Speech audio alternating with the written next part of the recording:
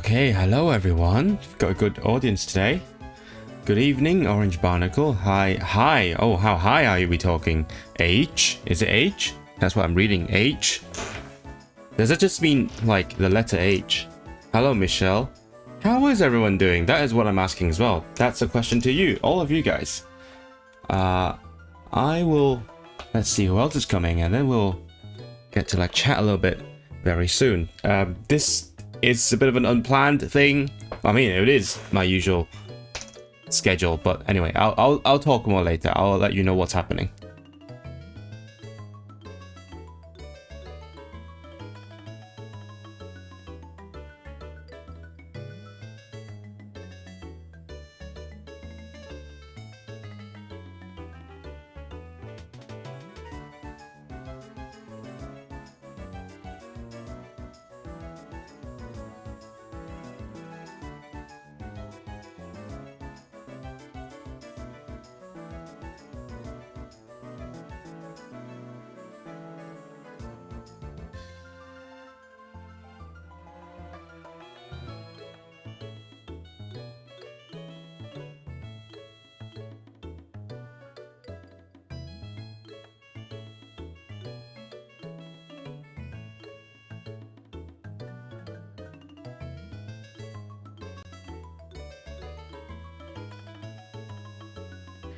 Alright, here we go, with our brilliant transition once more, and the music's gone.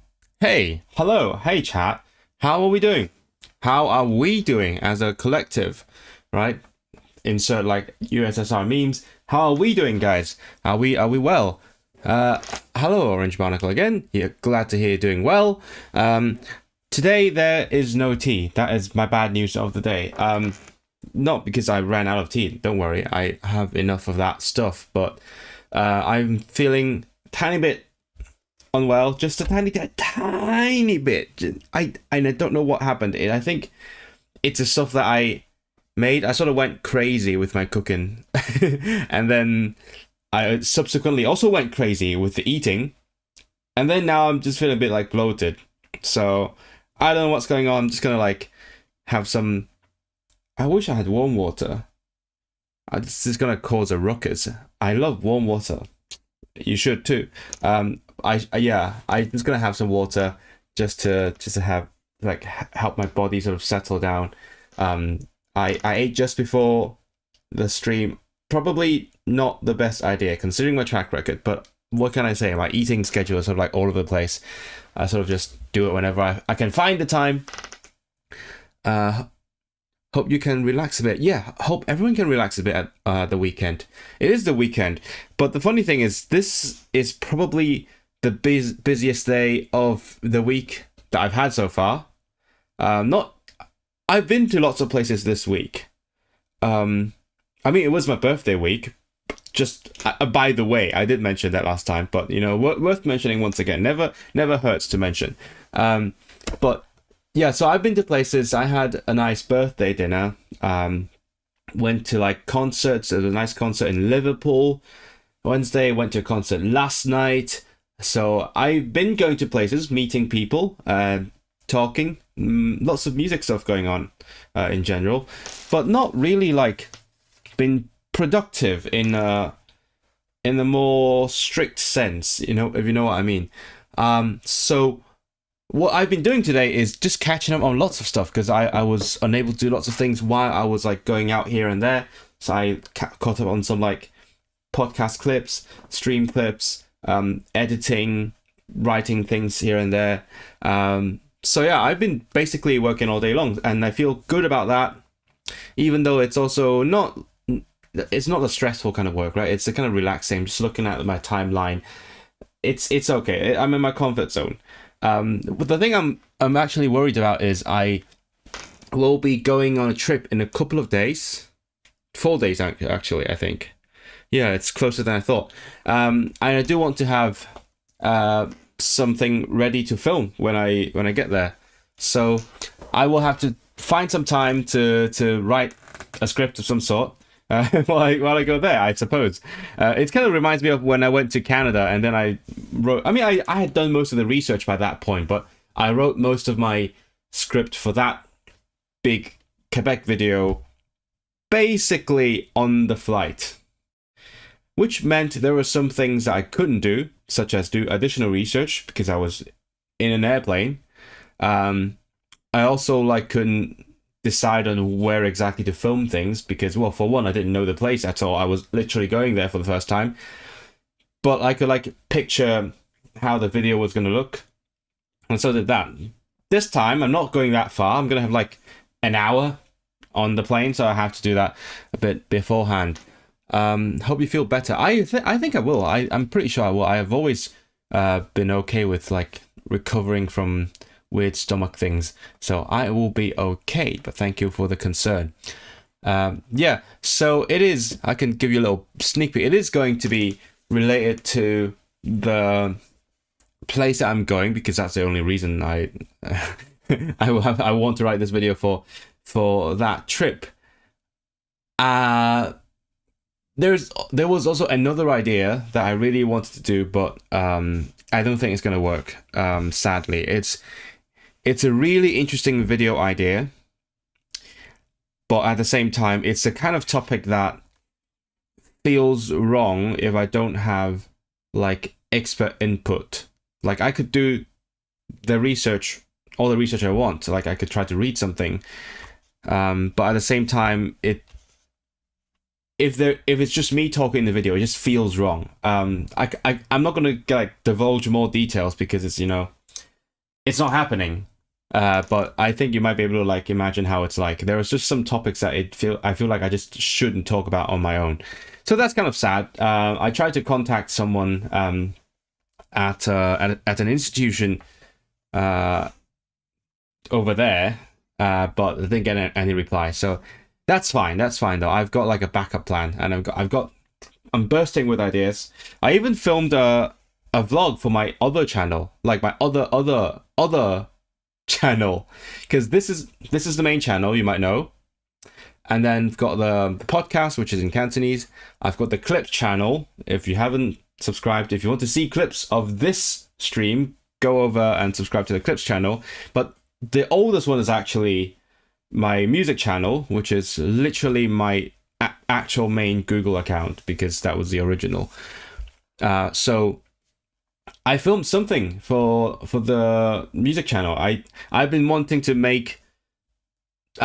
use my like video creating skills for my music channel for a while. A few years back, I started like making score videos. I started making like nice thumbnails, like editing short videos for like promotion and things.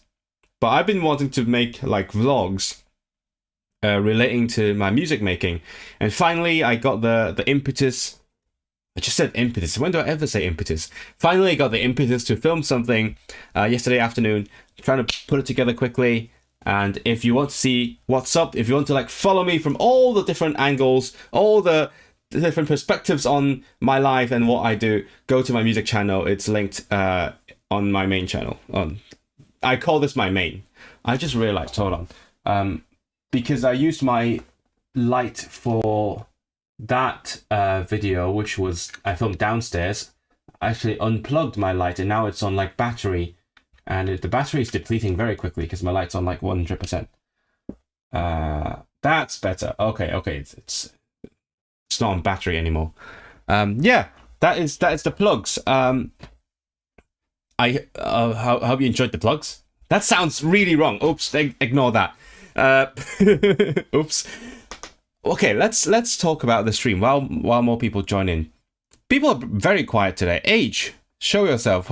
Introduce yourself. It's good to see you. So why am I doing this stream? I was planning not to do this because I like to like alternate between my different types of streams. I have the citizenship stuff to study. In fact, I should really be doing that because literally today, I sent in my notice, not like for resigning, but like I sent in the email to tell the Home Office guys to start preparing that Welsh test for me. And they say it's going to take 12 weeks. So I'm like, do it now. I want to do the test early next year. So start prepping. So I sent in my email. I should be working on. I should be studying that, but I'm not, and that's because this is very time sensitive. What's happening is I am going. As I mentioned, I'm going on a trip. Might as well say where I'm going. I'm going to Dutchland, and I like to say Dutchland because it's such a funny word. Sorry, Dutch people. I know it's the Netherlands, but I just feel like Dutchland is a funny thing to say. Yeah. I am going. I'm initially I was going there without a plan. Literally, I have a friend going there from Hong Kong. I was like, I'm gonna meet you there. We can hang out. That was my entire plan. And then I started thinking, oh, can I write a script and film something there? And then I realized, oh, I've got a friend living in the other side of the country. Might as well go visit them. And then this friend who was coming from Hong Kong is like, oh, hey, let's meet this other friend and let's go have a meal. And I was like, oh, okay, where are we doing this? And they said, oh, what about we go to The Hague? Oh, is it how? Oh no, how do you pronounce it in English? Is it pronounced The Hague? I only know it's Den Haag. This is awkward. I don't know how to say it in English. Am I saying it right? I'll assume I am. Which again, new city that I've never been to. It's weird. I've been to so little of the Netherlands. I've been to the Schiphol airport a million times because I keep changing flights there. But I've been to Amsterdam like 2 times tops. Been to Utrecht. Been to Zeist, just next to Utrecht. I think I had a friend there all the way back when I was living in Sweden. That's basically it. I've never been to other parts of the country. So exciting. Going to Den Haag just for a dinner. It's like me going to Liverpool for a concert this Wednesday. Just boop, boop, boop, 1 hour train and there and back. Cool. So, and then the main point is we're going there and we're going to eat at the Uyghur restaurant. And I was like, shit. This has to happen. I need to, like, at the very least, I need to do some. Literally, I've been streaming learning Uyghur. I can't not speak any Uyghur when I'm at the Uyghur restaurant, right? Can you agree, chat, that it has to happen, right? It's not like I even have a choice. I need to do it. And I was like, what if we just filmed it? Like, probably not anything mind-blowing. It's just a meal. But at the same time, I have to do it. Gotta just bring my camera there, mic up all my friends, and then just chill. Because I assume all of them know a tiny bit of Uyghur. My friends are all freaking language nerds. I'm sure they know a bit of Uyghur, probably more than I do as well. I mean, I'm the one actually studying it, learning the structure and everything, but they could probably know more words. Because when I said I started learning Uyghur, everyone was like, "Oh, yakshimu, yakshi." Everyone just knows the word already. I didn't. So yeah, that's what's gonna happen. I'm going to go there. Also try Uyghur food for the first time. That's kind of, oh, what's happening here? Nachos. Are you here right now with us? That's incredible. Got this amazing burst of whatever the fuck this is. But thank you for joining. Let's get started. If you're here, I don't know if you are, because that's the thing. Sometimes this is not like Twitch, right? This is I got this just notifications from YouTube, and sometimes people are just happen to be on my channel watching some other stuff, and they subscribe or they join as a member, and then we get this notification while I'm live, and then I'm not. I don't know if you're here. Seems like oh, you are. Yes, good to see you. Thank you for joining. I hope that you enjoy your stay here. Good to see you and live as well. And you're very welcome to hang out and also watch my other things. I assume that you enjoy my stuff if you've joined. Where was I? Yes, I'm going to be trying Uyghur food for the first time, which is incredible because, again, I'm actually really culturally ignorant. So it's not my first time. Like, I'm discovering the culture as I learn about the language, as I learn the language. It has happened with Hebrew. It has happened with Welsh even. Like, I knew fuck all about Wales before I learned Welsh. I was just like, oh, I'm gonna try the language, and then through the language, I learned a lot about the history, the country, the culture, and that's sort of what drew me towards it. And it's kind of the same thing. I know lots of people who've had plenty of Uyghur food, who, well, obviously they know about the politics and things, but like they know some things about the culture, and I didn't. I know some certain things like secondhand. I know a tiny bit of like Hui culture, which is slightly different. I mean, not slightly, a bit more than slightly. And I haven't had the food, even though it's kind of like everywhere. I think there's more in the Netherlands. That's the impression I got, or like certain parts of Europe. I assume in London there's a lot more. I assume there is some here in Manchester, but I just haven't seen it quite yet. But the point is, I haven't had it, and then I open the textbook. Like, there's quite a bit about food. Oh, this food is this, and that food, and that's how you say it. Now use these foods to make sentences, and I'm like, I don't know anything about these foods. I kind of have a concept of what they are. I know ramen is like ramen, lime, whatever. It's the same thing. It's a Vandervoort across like Central Asia all the way to Japan. Same word. I know, like, well, the textbook told me that polu is pilav, which is I kind of know as well. I learned the word pilav from like recipes, and so I have a vague idea, but like I haven't tried it in their own style yet. So that's kind of the thing. It's exciting. So I'm trying the food and the language for the first time, assuming I have the opportunity. Maybe I'll be too timid. Who knows? Maybe I'll be like, oh shit, I can't do anything. But that's what this stream is for. I might also go back to like do the textbook a bit today, but today's main goal, I have a very specific goal that I didn't have until this week, which is to get myself restaurant ready. Okay, are you with me, chat? That's like the whole preamble. So I would love to discover this tiny little aspect of the language with you, so that we can get us all prepared to use the language. And probably going to be like the most practical thing I learn about the language in a little bit, because the textbook, I mean, I've said multiple times, the textbook is quite linguist focused, or like it's targeted at linguists, relatively speaking. So there is a lot of, the structure, the vocabulary, how things work, try conjugating this and that, which is really fun, and I enjoy that. And generally, I learn languages kind of that way. I like to take it slow. I want to learn about the structure. Eventually, I'll get more chances to use it and like to get the basics down.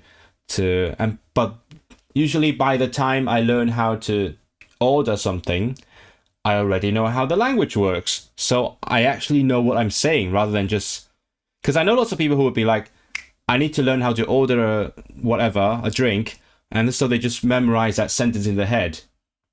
And I don't like that. I don't want to learn something by rote without understanding why it's like that. So usually I at least get the basics down of how the language works, and then I learn how to like order a drink, ask for the toilet or whatever.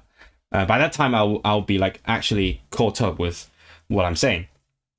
But now I have to do it the other way. I have to just look at, a phrase book probably. I'm going to be like the guys with the Lonely Planet phrase book, going to the foreign country, reading things like, I want to give an example, but I don't have one. What would be a good example? How would I pronounce it?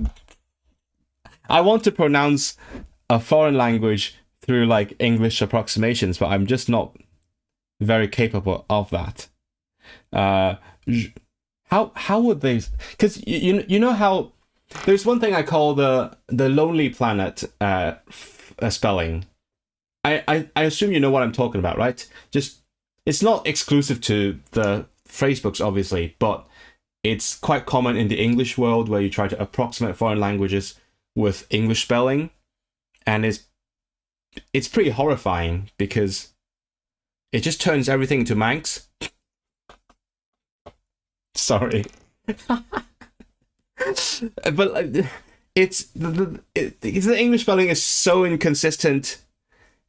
You basically it rather than using English spelling, it's just drawing references to existing words within the English language, and it looks ugly.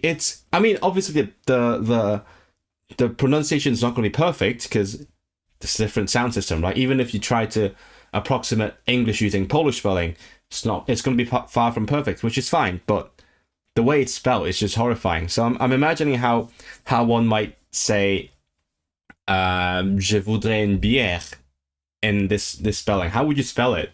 Je voudrais une bière. I don't know. I'm sure you know what I'm talking about, right? Chat, do you know? Orange Barnacle, same with the target language. It's the best way, a lucky dip, where the minimum benefit is learning a cold language and the maximum benefit is unlimited culture. I think you phrase it in a pretty confusing way, but I think I know what you're talking about. Yeah. I mean, for me anyway, my primary interest is in language. Like, I'm not gonna hide that. I'm first and foremost a language nerd. Or I'm first and foremost a composer, but like hobby-wise, I'm a language nerd. So I know that I'm not going to be like most people learning languages, because plenty of people, they're like, oh, I love Italian wine. I'm going to learn Italian so that I can go there and then talk to people about wine. And then they end up like just whining about wine probably. But I'm not the same, and that's okay, I think.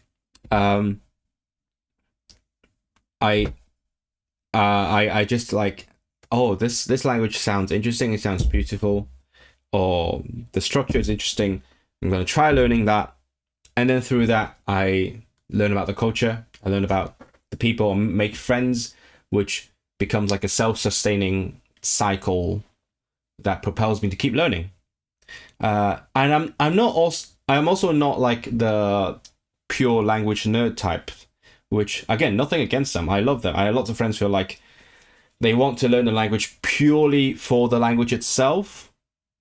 And that's okay as well. They're like, oh, Basque, ergative, very cool, weird language, I want to learn that. Or, like, I don't know, Swahili, noun classes, whatever, I'm going to learn that. I'm not like that either. I usually start with that, and then, like, I move on to, like, loving the culture as well, or otherwise I drop it, obviously. So I start with something and start dabbling because of like language reasons, and then I start learning about the culture. I love it or I don't. If I don't love it, I drop it. If I love it, I keep going, just like I've done with Welsh. That's how I do things. Everyone's different. Just got a call from my parents. That's fine. Touristy phrases. Yeah, let me see.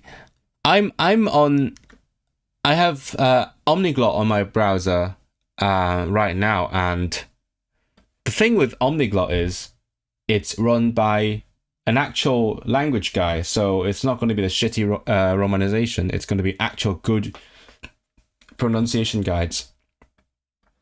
Do you know him? Do you know like Simon Ager? I hung out with him back in August. We went to Chester together, which was really cool. Yeah. What languages do you speak?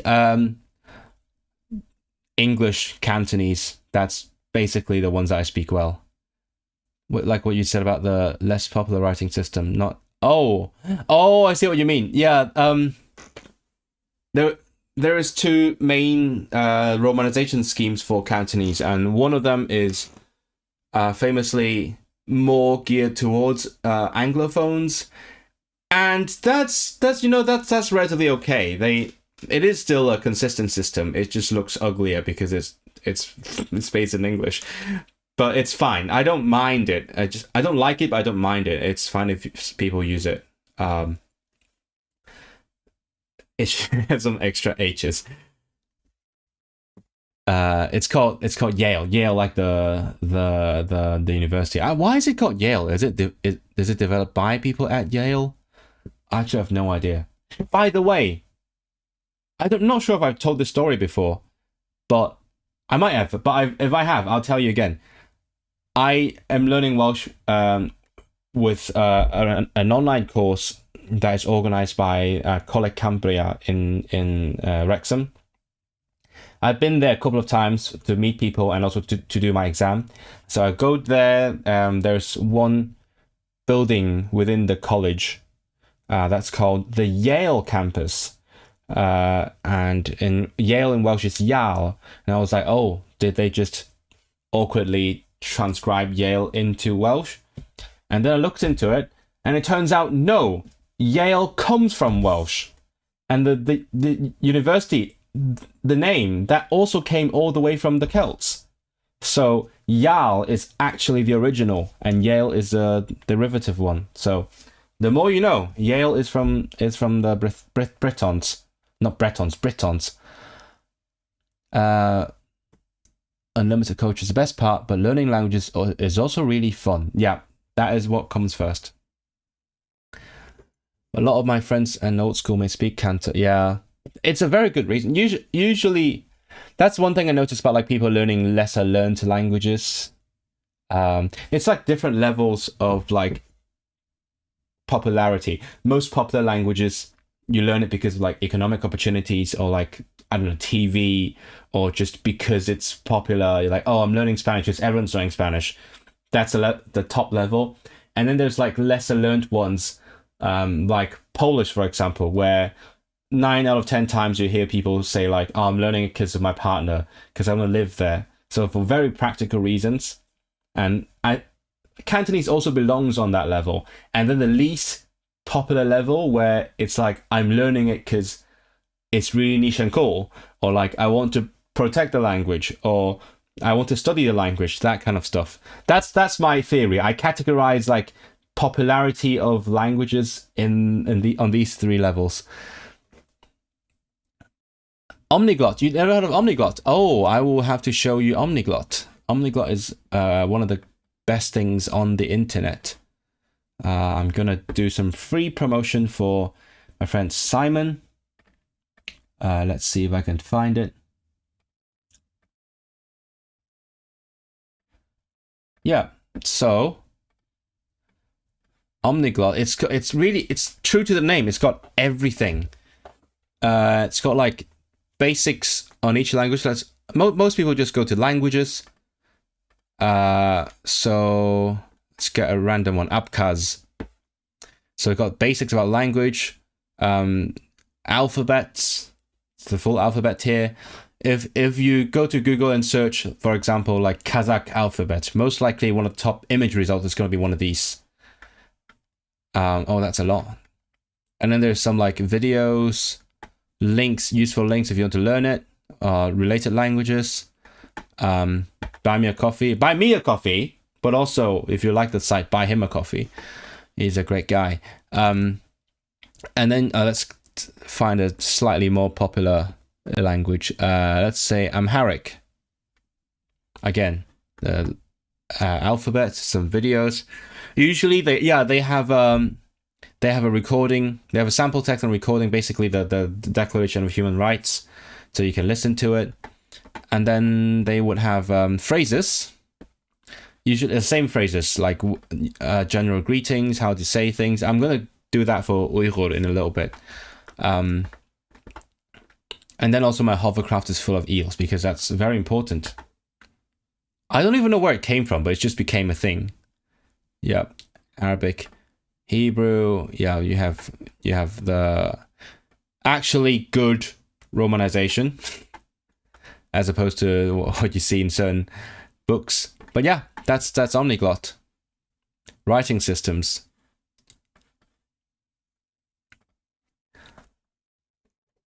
Hello, Aaron He.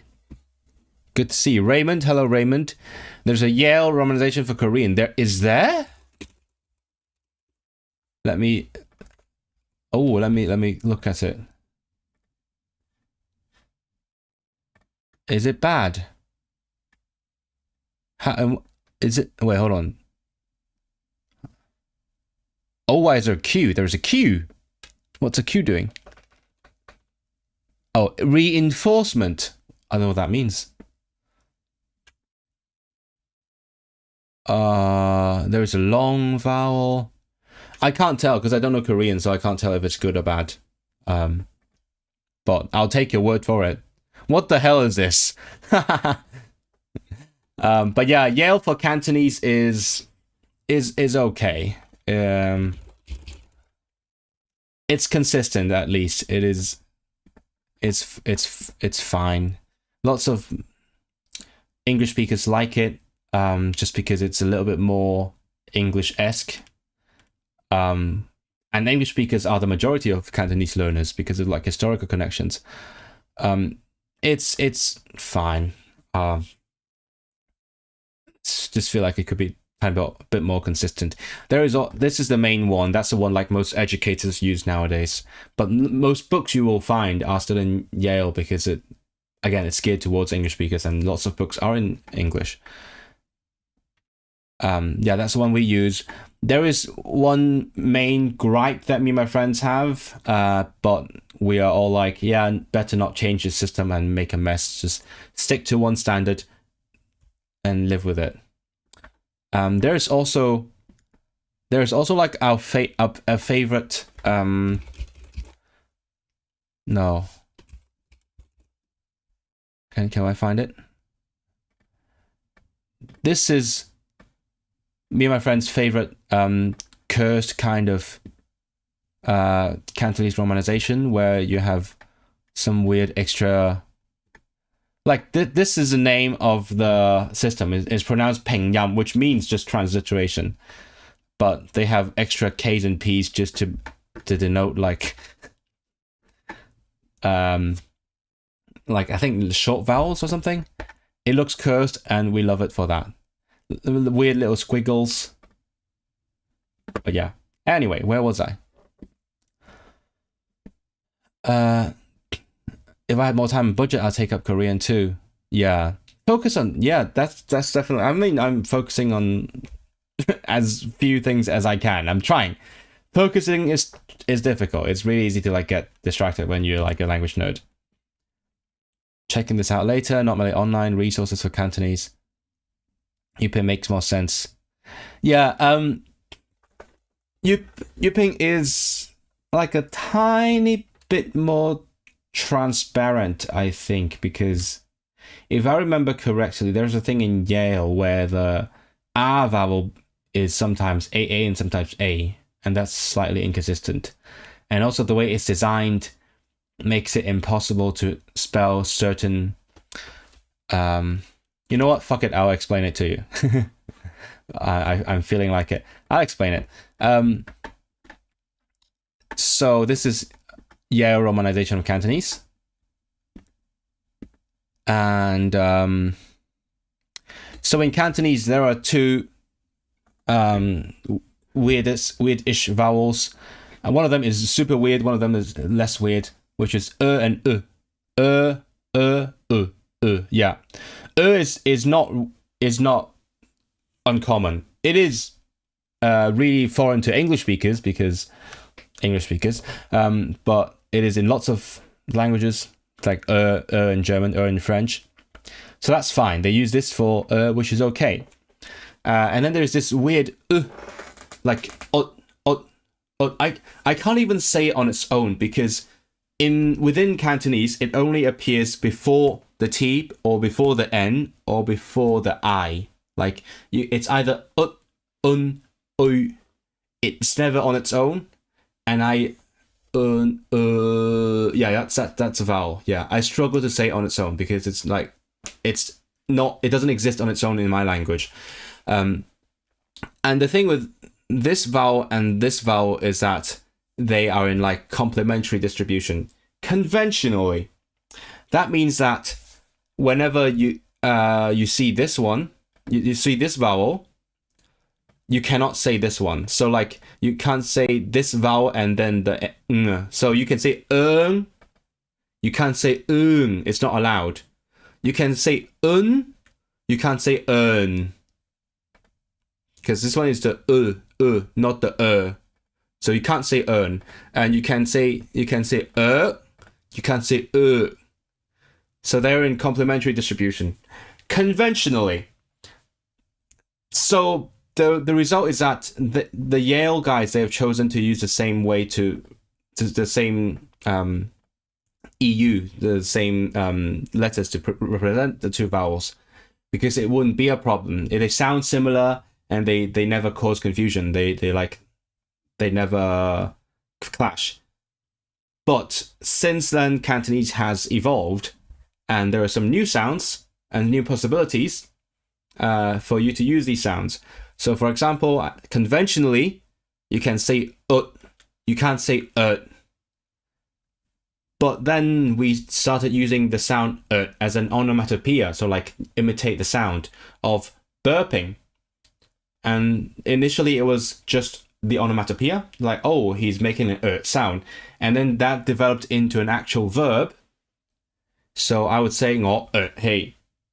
So it's an actual word now. It's not just an imitation of a sound. I mean, that would have also been a word, but like that's a more debatable. But now it's an actual content word. It's in a dictionary. It's a verb. And Yale cannot write that because it would have to spell it this way, and that causes confusion. You don't know if it's ut or So that's the thing. There are some new things that it just can't spell. And then also, if you want to use the spelling system like to reflect how people actually speak, because the way people speak has also changed a little bit. So for example, as I said, conventionally, it's always The can come before the n sound, so and the comes before the n sound, so un. But then the Hong Kong Cantonese dialect has shifted a little bit. It's still shifting. It's like changing in all sorts of different ways, and different people like have different sound changes. And one common kind of sound change is that they turn the n sound at the end into just the n sound. For example, Hong, this is pronounced Hong. They just say Hon, or like Hong Kong, it's Hong Kong, obviously. Hong Kong both end with the n sound, but so those people, they say Hong Kong with the n sound at the end. But that's the thing. If you use the Yale system, you can't make the difference, because if you want to spell it the way that people are saying it, so for example, Hern for the Hong in Hong Kong, it's pronounced Hern, but some people are saying Hern. You would have to spell it this way, which makes it a Hun, and that's a different sound. So yeah, just when they devised the system, they couldn't have seen these changes coming. So that's why there is going to be a lot of debate whether like people will actually want to spell the newer developments out. Like people would say, oh, it's not like proper, it's not an actual part of the language or whatever. There's going to be some debate about that. But the fact is that if you want to be able to represent these changes, the Yale system is not fit for it, because it was not designed for it. Anyway, I've monologued a little bit. That's going to go in the clips for sure. Somali. Oh, cool. Did you know the word for giraffe? Wait, let me check. Wait, no, giraffe? That's definitely not, mate. That's bullshit. Now, we have some animals that come from like foreign languages, but giraffe is literally a long-necked deer. So unless neck or deer come from Somali, that's not possible. But we do have things like lions or camels. Those come from Sanskrit, I'm pretty sure. I think, yeah, because our word for lion is siti, and si, I think, is the same word as Simba, and it's originally from Sanskrit. Hold on. I'm not gonna I'm not going to not fact check it. I'm fact checking it as we speak. It is of Iranian origin. Okay, I stand corrected. It's possibly of Iranian origin. Okay. And if I remember correctly, it is the same word as like Singapore or Simba. But then camel is camel's from Turkic. Oh, sorry, I got everything wrong. The one thing I got right was that they are from foreign languages. That's the main thing. At least I got that part right. Lion and camel are from foreign languages. But not the ones I thought. Trust me, ask DeepSeek. No, that's the last thing I'd ever trust. Definitely not. That's not a real source. Check it out. No, you explain it to me. How does that even work? There's 3 clear self-explanatory morphemes. Long, neck, deer. Which of them comes from Somali? You tell me. I will check that in the meantime. Yeah, no, they're all like Chinese in origin. You can't trick me. Hiya, Leon. Good to see you. Okay. Anyway, so let's get to the main thing of this stream. How long it's been? Oh, it's been a while. Oops. As usual, I got carried away. But as I said, I'm going to do it the hard way. Some people might treat it as a treat. Some people might treat it as the easy way. I treat it as a hard way because my easy way is to study the grammar. But also, I don't know if you guys remember, but something's fucked up about my system. So all the Arabic, they all look messed up. It's weird because it's fine when I like copy and paste them into my let me try, for example. If I copy them into my my text editor, they're fine. Oh, where is? See, it's fine. I don't know if you can. I don't know how many of you can read Arabic, but this is fine. This is normal. I copied it from here. This is not normal. It's all like every letter is separated. I don't know why. Something's wrong with my system. I don't know how to fix it. I'm looking into it, but that's just how it is. So whether I use it on Firefox or Chrome, it's probably a default font thing, to be honest. But anyway, I don't know. I'll just look at these. Kirin sounds Korean. Kirin is a completely different animal, mate. Kirin's a mythical creature. That is also the Japanese beer that I miss. Yeah, that's a different animal. That's the mythical one with like it's a combination of different. It's like chimera. Yeah, it's a Chinese equivalent of the chimera. It's like a mix of different animals. There's much debate. Nobody knows what it is. The river deer, the ox or cow, the rhinoceros, but nobody really knows where it's from. But it's a beautiful word. Beautiful characters.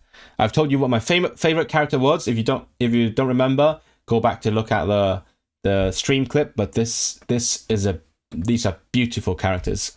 Love them. But also love the beer.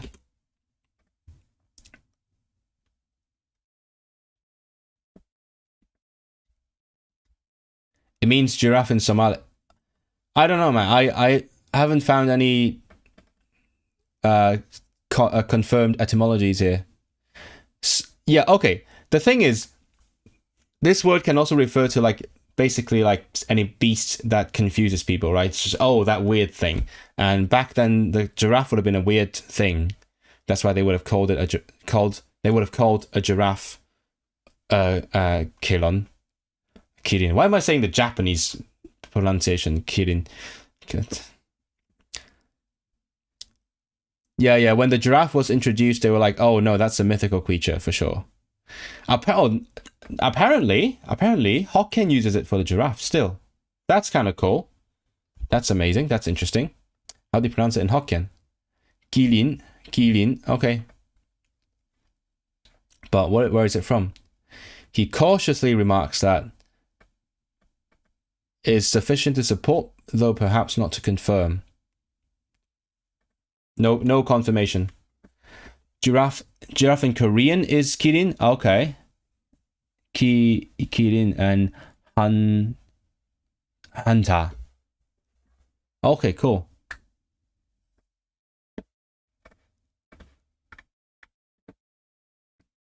The giraffe sense is obsolete in most varieties. It's preserved in Japanese Korean. Okay. And also in Hokkien, apparently. Compare. Such association may be due to the phonological similarity for giraffe in North African... What? Wait, hold on. What? May be due to the phonological similarity of the words for giraffe in those languages. Okay. So let me explain. Doesn't mean that it's from there. It means that... So Chinese had the word... in Middle Chinese would have been gilin. Yeah, they had the word, which means this beast. And then the foreigners brought a giraffe to China, and then they were like, oh shit, this is like a weird fucking beast. Must be a mythical creature. And then it just so happens that the word in those foreign languages for the giraffe sounds a bit like girin. And so they were like, perfect match, that's what we're calling it. So it's not like the word came from them. It just so happens that there was a word that sounded like those foreign languages and meant a weird mythical beast, and that's why it became the word for it. That's phonosemantic matching. That's what happened. Not what you said. No, I just explained it. I just saw it. So yeah. Sometimes some words in different languages sound similar and have similar meanings, but the overlaps are always interesting. Yeah, there's always been like interesting coincidences among languages. There is like a literal Facebook group dedicated to these coincidences and surprises. I think that's what it's called. And sometimes me and my friends discover something and put them on there. Yeah, but we still do phonosemantic matching. Like when we have a foreign word and then we find a local word that has sort of a similar meaning. I can easily like find an example right now. Like paracetamol. Easy example. So paracetamol doesn't give you autism, by the way, just to be clear. But it is the thing that, helps you get rid of your fever. So we could have called it like para whatever, but like we found these characters that sound a bit like it. It's pronounced pok yisik tong. So it sounds a bit like paracetamol, but literally means like you pounce on the heat and you lessen the pain. So literally what paracetamol does. That's why it became the name. We do that all the time.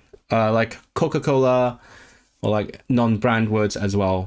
Yeah, but anyway, Panadol is 避雷痛. So paracetamol is the name of the drug. Panadol is the brand name. And it also has a name that is kind of like, it means definitely manage the pain. Again, 避雷痛 doesn't sound perfectly like that. Sounds kind of like it. Has a related meaning. That's how it came to be. And that's the same thing that's what happened with the giraffe as well.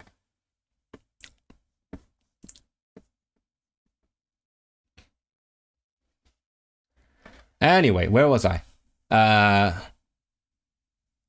So we have to start looking at these. Yeah, this is disgusting.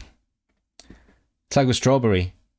Well, no, that's not the same. I mean, That's not what I'm talking about. Strawberry is just, we borrowed the word, we transliterated it into like existing characters.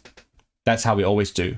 Like, we just find some characters that sound like the original word, like strawberry, sido bele,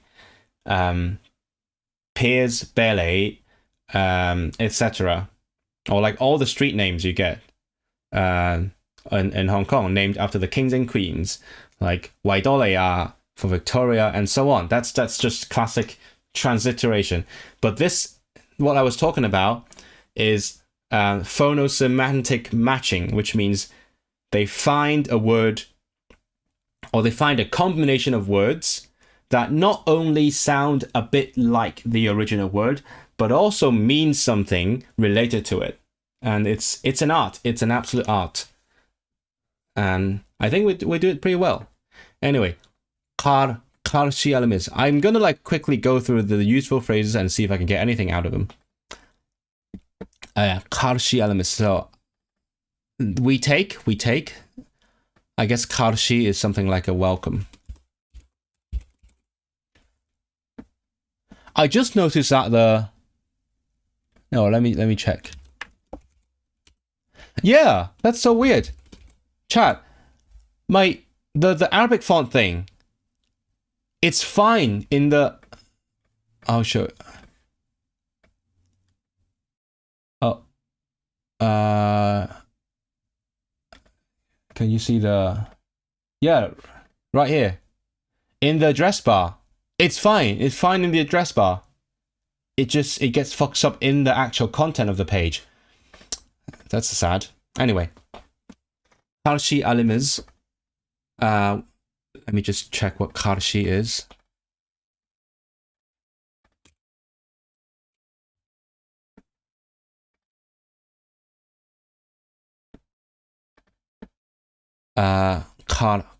Karşı. Oh, there's a Turkish word. Just means opposing. Oh, so we take. What's happening here? Oh, it's a subscription. Okay.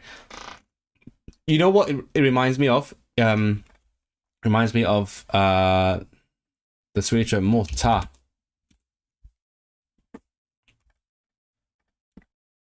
Yeah, mottagning. Let's say this one.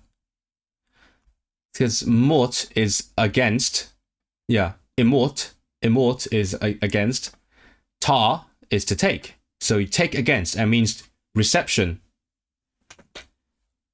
So that's Swedish. Yeah, take against means reception. And then in Uyghur, yeah, anti, against. And then you say, we take against, means receive. Found the connection. What did I just do? Oh, that was not meant to happen. Oh, I think I accidentally dragged something onto the studio. Hi, 你好. I love the word for Malaysia. 馬來西亞. Really? Is it like singing? 馬來西亞.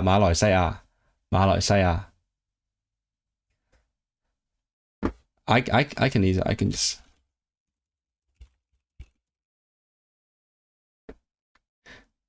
馬來西亞. We also say 大馬as like a shorthand. But yeah. In Hokkien it's Malaysia. I think that sounds more like singing, but I guess you're less likely to perceive a language that you speak as singing. It's always foreign languages. Okay. We know the Assalamu alaikum. We don't need that. All that. Yeah, we got that already. Yaxshimusiz. Don't know if I'm gonna use that in a restaurant. We're focusing. No, okay. We're going through the phrase book, and then we're focusing on things that would be useful in the restaurant. Tishnikmu, we had that in the book already. Wei, that's Chinese. Yaxshimusiz, we got that. Kandak. I can't read this messed up Arabic. Actually, you know what? It might make it easy to read. It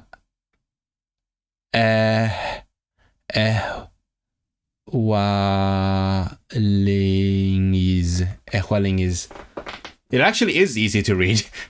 I feel bad because this is messed up Arabic. Ehwaling is. I would just go for Yakshimusis. That's easier. Nimu Boldi. Oh, what is Boldi? I've seen Boldi before. No, that's. I'm not looking for Punjabi. I think it means something like happened. I'm thinking Turkish. Turkish is oldu. Hold on. Done. Google Translate says done. Okay. I remember that video saying like I'm full. No thanks, I'm full. Yak boldi boldi. Yeah, I think that. So that means done, right? I'm full. Done. So what is done? Nimu? It's nimu. Why is it nimu? I don't know. What is nimu? Is that like a different case? Maybe it's a case thing? But Google Translate's pretty useless. Wiktionary is pretty useless here. Yeah, the characters are not connected. Yeah, I told you, my browser's a bit messed up. I don't know why it's doing that. But just got back from dinner. Orange Barnacle, you missed a lot of multiple big monologues, but you're very welcome to revisit that afterwards. But stay here for now. We can hang out. I'm a native Swede, and people say it sounds like singing. Yeah, exactly. Well, it's not. I don't think it's not because it's a pitch accent language. I mean, there is an effect definitely, because pitch is important in in terms of the meaning, but at the same time, like every language has ups and downs, and the ups and downs may or may not be important to meaning. My point is, I don't think the fact that the intonation affects meaning also affects how the language is perceived. It just so happens that Swedish has the pitch accents, so the ups and downs affect the meaning, but the ups and downs also happen to sound like singing. You know what I'm saying? I'm making a fine distinction here, because I keep hearing people say like Swedish sounds like singing because it has pitch accent, and I disagree. This is my hot take. Oldu can means done in Turkish. Oh, yeah, okay, cool. My impression is it's happened, right? So that kind of means done as well. I did at the start. I've got something to catch up on. That's fine. You can go back later, and eventually there will also be clips, but it's going to take some time because I'm going to be away for a bit. I won't be able to edit my videos afterwards. Where was I? Nimu boldi. Okay. Men yaxshi rahmet sizge. Sizchu. I understood all of that. Perfect. I love that. I kind of know what's happening in the language. So I'm good. Thank you to you. You, how about? I like the chu. Chu is very handy. Chu. Sizchu. How about you? Men yaxshi rahmet sizge. Sizchu. Oh, what if I want to use it like informally? How would I say it? Let me check. First of all, how do I conjugate sending? I think it's sending out or something. I'm going to double check because I didn't study that very well. I think it is sending to you informal, because this is formal. Sizge to you formal. Where is my no. I need my textbook, because I don't know how to Google things. I can't type in Uyghur, so I need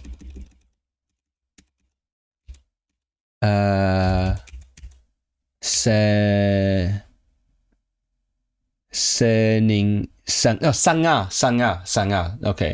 Okay.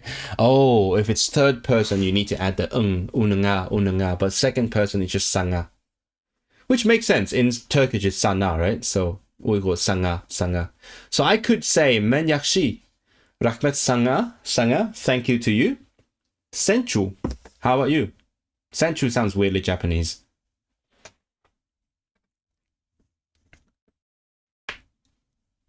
And we move on. Yaxshi. Belen. Oh, belen. Belen. I think it's bear. No, is it bear or bear? Belen. I didn't know this word, Belen. But that should be easy to remember because it sounds like balanced, right? So it's so-so, it's balanced. It's good or bad balance. Belen. Hech? Is it he? No, is it hedge? Oh, hold on. I think it's hedge because it's hiç in Turkish, right? I just see the word. I'm like, yeah, that's definitely hiç in Turkish. Hedge. It's hedge. No, it's hitch.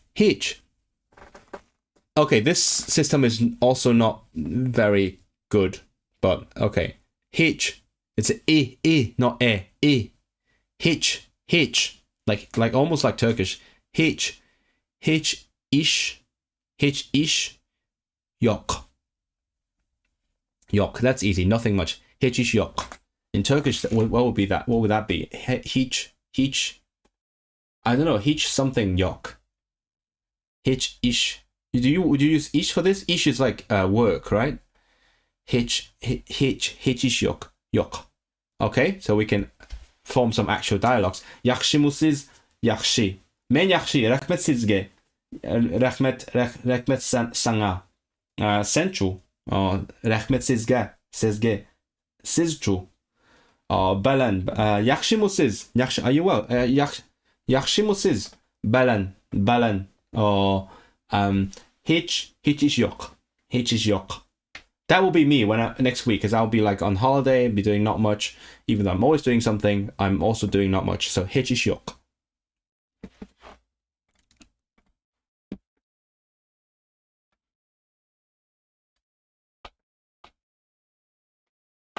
What language are you learning right now? That's Uyghur. It's Uyghur. I like to say it Uyghur just because the English pronunciation is just a bit like, it's a bit far-fetched. Like, how the fuck did you get to Uyghur from this spelling? Like how? It's just let me look at like how. No, we got it. Yeah, I think Welsh got it from English as well. Oh, what is this? Kurush migli. Sorry, chat. I'm gonna have to read this very disjointed and problematic Arabic script. So kurush migili. I wonder. I know. Oh, kurush. I know. This is like see each other, kurush migili. But I want to know like what this is doing here. And that's why I like to learn the structure before I learn the phrases, because now I don't know what's going on here. Uzak. Yeah. Oh, hold on. It's long, right? Long in Turkish is uzun. Uzun in Turkish. Uzak boptu.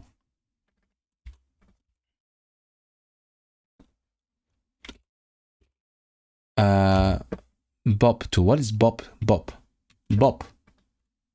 Can I just bop? No, I can't find it. What does bop to mean? Bop to. Kuruş migili uzak boptu. That's fine. İsminiz nim. Why is it nimu? I thought it was nime. İsmim.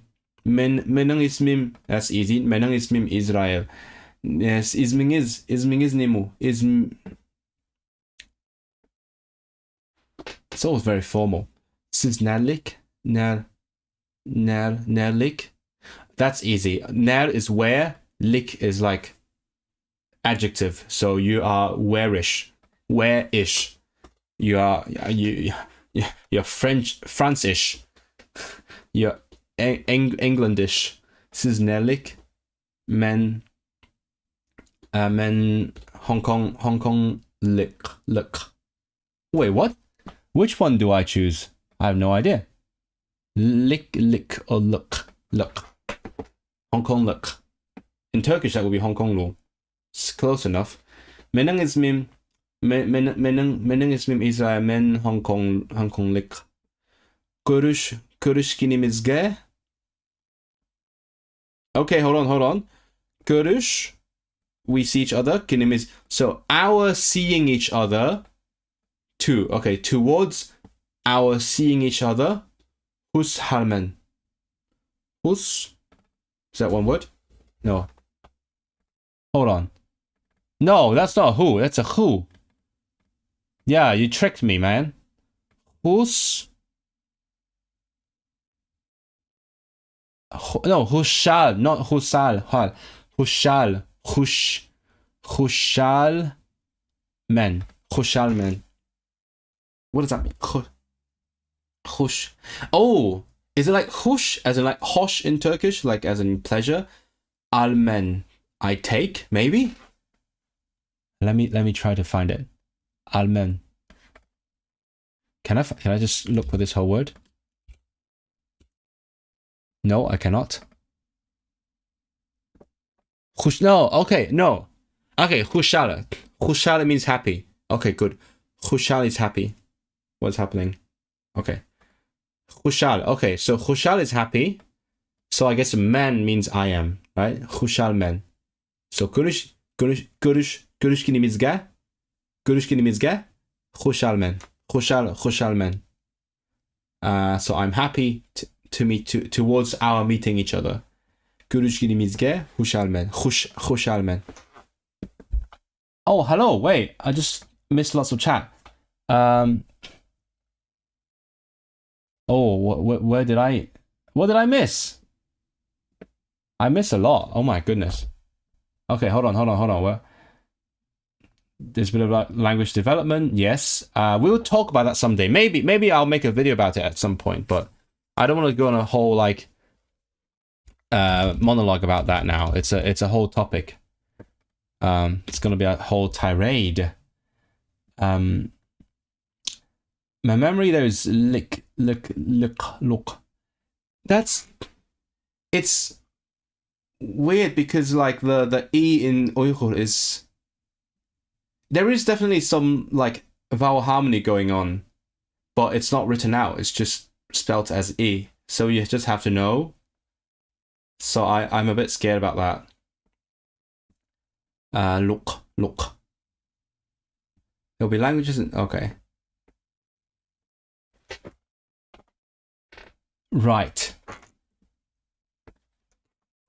Hilario, do you know like where I would be able to like find any sort of dictionary entries or whatever? Because like Wiktionary is not helping me with this one. Let's see if, like this. No. Can I find anything? Especially when I don't know the. See, again, that's why I said I prefer to like learn the structure first, because I don't know what the dictionary form would be. Look. Hong Kong look. Okay. So it would be look. See, that would make sense to me. So can't fully trust Omniglot. I can't fully trust them. But I'll just use it as like a reference for now. Where was I?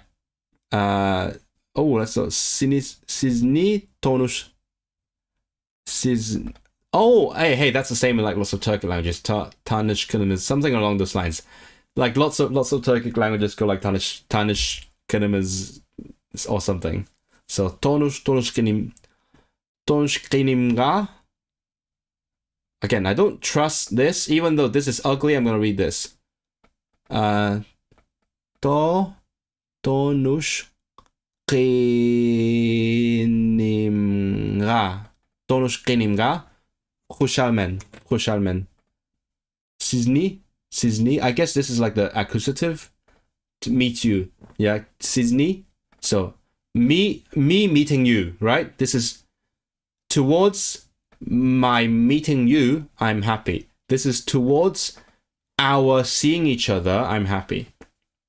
Sizni tonush kenimga.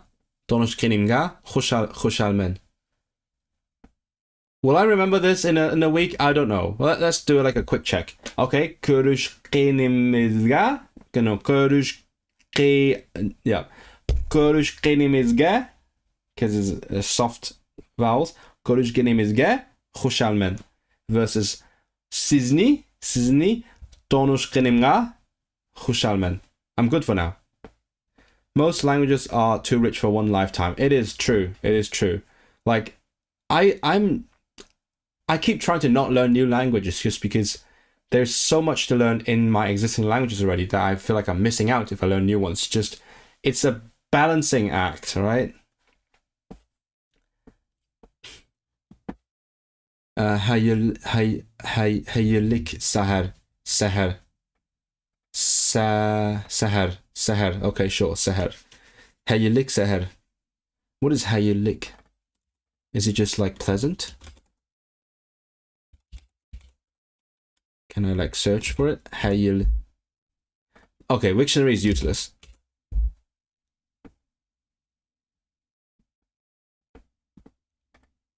Hey. Oh, it's not hey, it's he. Oh, not again. Omniglot. You gotta show me when it's her and when it's her. Haylik.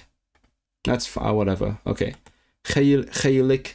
I know this is an adjective for sure. Haylik Sahar. Haylik Gunduz. Gun is a day, so something day. Haylik Gunduz. Haylik Keç. Oh, what's keç in Turkish? I think I probably know some words similar to that. Keç. Geç, right? In Turkish, is it geç? Yeah. This means late. Yeah, late. Late in keç. That's easy. That helps. So, seher, gündüz. Seher, gündüz, keç. Hayalik. I think I might actually use them. Depends on, well, I mean, we're going in the evening, so it's going to be hayalik keç. Hayalik keç. I just remember that one. And good thing, because keç is easy, because it's, I know the Turkish one. 你識唔識講瑞典話? Oh, 識，我以前識，而家講得好辛苦，好難講，因為太耐冇講，真係。成日講想講瑞典話會講咗威爾斯話。It's so small. That's the thing with me trying to learn foreign scripts. It's like when you're not familiar enough with them, they look really freaking tiny on the screen. That's the same when I tried to learn to read Thai. Oh shit, no, I need to like make it bigger. I'm gonna copy your comment and then go back to your bathroom cleaning. Okay, enjoy your bathroom cleaning. Thank you for your input. It's been a pleasure. I need to like copy this. Can I copy this? There we go. I'll put it in my text editor. Now I can kind of read it. So I think it's fuck. I can't read it very well. Khaylik.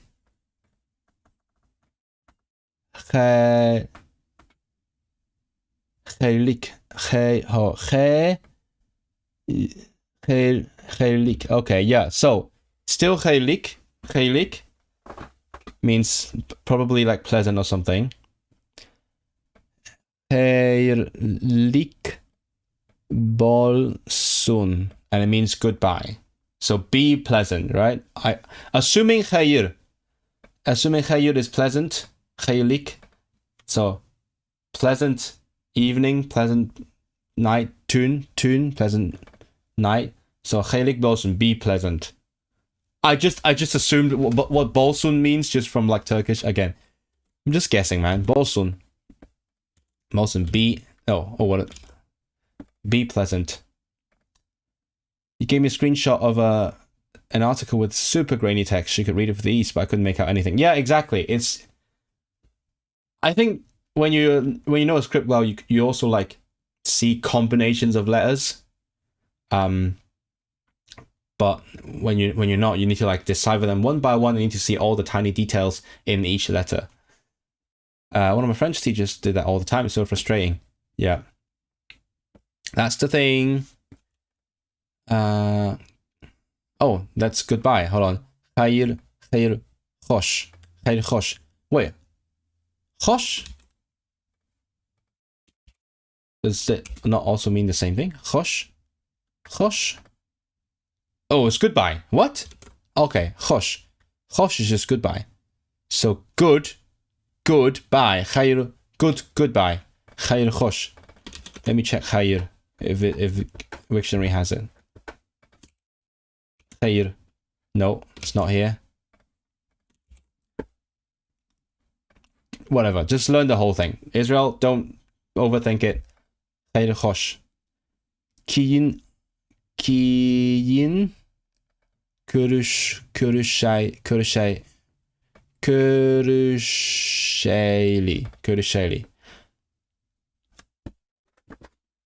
Which one? I'll learn one of them. You know what? I'll learn one of them. I'll learn like خیر خوش. That's easy. خیر خوش. خیر خوش. Okay, so خیلی کچ. خیلی کچ. yaxshi mısınız? What else? Isming, so is it is or is? Isming is Nemu. Oh, körüşkenimge? No, körüşkenimizge? Is it right? No, körüşki. Oh, körüşkenimizge. Hoşalmen. Körüşkenimizge hoşalmen. O sizni tanışkenimga hoşalmen. Cool. Got that? Ahmet Bolsun. I guess like Ahmet means lucky. Be lucky. Chat is Bolsun just the same as Olsun in Turk. I'm getting the impression that bol is just all in Turkish. Because you have like boldi, you have bolsun, and it's feeling very familiar. Oh, it's Ahmet Bolsun. I don't need that. Hoşe. Okay, that's useful. That's probably, we're gonna put it in the video. Hoşe. Salamlık üçün. Okay, sağlamlık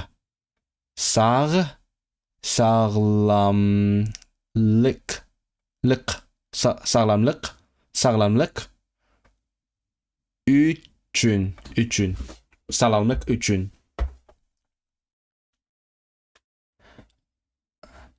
There was a weird sound change in Turkish where B disappeared from some verbs. That explains it. Oh, thanks for the sub. Welcome. So it was originally like boldu, ne boldu or something. Ne. So that makes sense. So that confirms my guess. I love guessing little things. Like that's how I like to learn a language. I just want to like keep guessing and making connections, and that helps me remember because I made the connections on my own. But sadly, now I have to brute force it because I need it on short notice. Okay, Gününüz.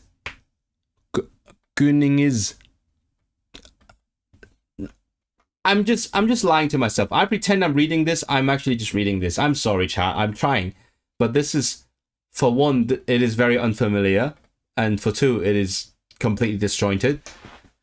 So, I'm trying.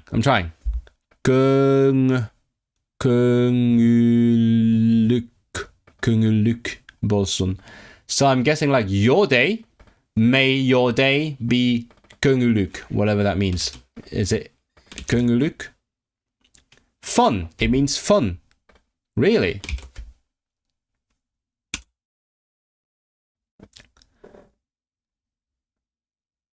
Köngüllük. Pleasant. Happy. Okay. Example sentence. Bir kançe yıl. I like to read example sentences as well. That's how I learned Polish actually. I was on Glossika and it just bombarded me with example sentences and then I learned it. Bir kançe yıl ilgili. So I'm guessing like a number of years, a bunch of years. İlgili, I guess like a few years ago, a bunch of years ago. Mening şundak. Oh, shundak. Like in such a way, like so, in such a way. Meaning shundak könglük bir yilim. Okay. Yeah, so my such a pleasant happy year, bolghan, whatever this means. Bolghan. Does anyone know what bolghan might mean? Gun. What is that little squiggly? Is it like a near, or what is it? Is it oh no, is it a ng? It's a ng, right? So is it gönül? Is that what it is? Gönül. Gönül means heart in Turkish. I thought it was kalp because I knew kalp. Oh, there's also gönül. I didn't know that. Okay. The Arabic script doesn't use it. Does. Arabic language doesn't write most of the vowels, but the Arabic script writes vowels. Vila. Okay. Gönül. Someone told me lately that like Turkish outside of the popular famous cities actually has all the fun sounds, and it's like, yeah, that would be so cool. I like that. Gönül. So does this also mean heart? Let's see if this also means heart. Come on, snappy, come on. Heart, inner self, feelings, soul, thoughts. Oh, gönülüm. Oh, how would you say? Is it gönülüm or gönülüm? Oh my god! I finally found one Wiktionary page that has like all the info for Uyghur. Will you like allow me a few minutes to just look at this table? I see this table and I'm very excited. I just want to read the table. Do you get that? Maybe it's just me. Let me read this table. I want to read the table. Just because it's so beautiful. Yürek also means heart. Right. Yürek, gönül. So, gönülnün, gönülni. He was the one that commented. Oh, right, that was you. Right, that makes sense. Because I don't remember where I heard that. I was like, I heard it from somewhere, but I wasn't sure who was it or where was it. Is it in real life? Is it online? I'm blending my different spaces. Like I can't tell what's real and what's online anymore. That's what happens when you're online so much. We are so cooked. Gönülni. So gönülni, gönülge, gönülde, gönüldin. Yeah, okay, so it's not gönülden, gönüldin, gönüldiki. Oh, cool. Wait, how many cases are these? 1, 2, 3, 4, 5, 6, 7, 11 cases? Beautiful. I love that. Gönüldiki. And there's a table in a table. Gönüldiki, gönüldikinin. Okay, I don't need that. That's so basically you put more suffixes on the suffixes. Gönülgice. Don't know what that means. Eren, do you have any idea what gönülgice might mean? Gönüldek? Similative. So like, I'm guessing it means like similar to the soul. Gönüldek. Is it dek or dik? Dek. Gönülçilik. Equative. Gönülçe. So like a soul, like a heart. Wait, this is also... Oh, this is wild. Don't know what the difference between these is. Gönülçilik, gönülçe. Because this one sounds like Uygurçe. So Che means... Uygurçe means in the way of the Uyghur, right? Khenzuçe is in the way of the Chinese. But what's the difference between this and that? You only have 6 cases. I thought you only had 4. I mean, these are not necessarily cases, just like more suffixes, right? Gönülninki. Hold on, I've seen this one in Turkish. What is this? Gönülninki.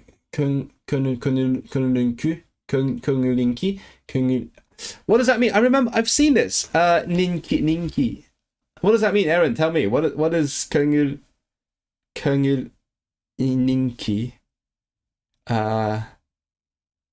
Like off the heart? No, that's not what it is. Anyway, gönüller, gönüllerinin, gönüllerini, that's what you expect. There we go. That's all the possessive. Oh, look at these beautiful long words. So nice. So my heart kunglum, kunglumning, okay. Kunglum. My heart, my soul, kunglum. My hearts. That's what the doctor says. Kungulidim. The plural is a bit fucked up because it's like ler here, but it's lead here, but I don't care yet. I don't care. I'll care at some point. Kungulidim. Kungulidim. Oh, kunglimiz. So our heart to like do something to our heart. Nah, kunglimizge. Kunglung, so your heart, kunglung. That is a lot. Welcome to Turkic languages. Kunulinki duygu means the emotion that is of your heart, roughly.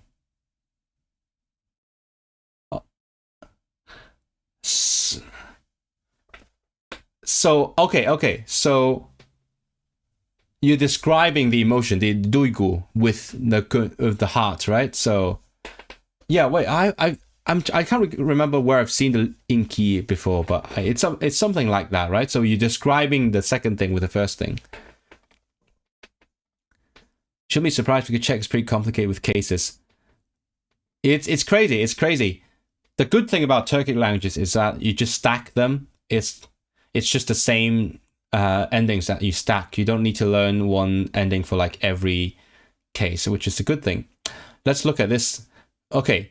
Kungulidinglarninki. Okay, so it is something that can be described by you, plural, your hearts. Kunguliding lading. Kungulid.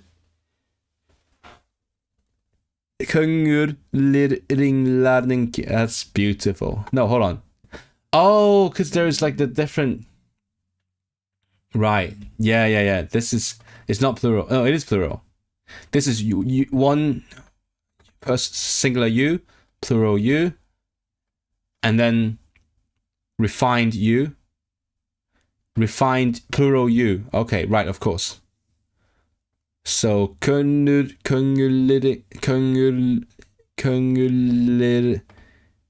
ingizlarnink. And then there's a respectful one. So 3 levels: normal, refined, respectful. That is a lot. Kungulidi. Okay. Very nice. Okay, sorry. Let's get back to what we were doing. Where were we again? I don't remember. Keen ish yok alemde. Keen ish. So difficult thing doesn't exist in the world. Alemde. Kungul koiran ademge. So in the person, I'm guessing like is that the fear? Maybe that's a fear. Koiran. Qiynish yok alemde. Kungul koiran ademge. Beautiful words. So eventful. Kunguluk, lots. So soulful, heartful. Bir qancha yil ilgili mening shundaq ko'ngillik bir yilim bo'lgan. You're heading out. Oh, good to see you. Hatigina pun dog. Very different Turkic languages. Slavic are complex too. Yeah, they are. I think they are comparable in their level of complexity, but like they work very differently. That's the main thing. Like a genitive where the possessor is more emphasized. Gunlunki duygusu. Okay, that makes sense. Anyway, where were we? Oh, we were here. I was looking up kunguluk. Yeah. Kuning is okay. So may your day be soulful. Kuning is. I've said kun too many times. I can't say kun now. Kuning is kunguluk bolsun. Okay, let's go back a little bit. So we go to meet someone that is Haylik Geç, not Geç. That's Turkish. Haylik Geç. Sizni tanıştığıma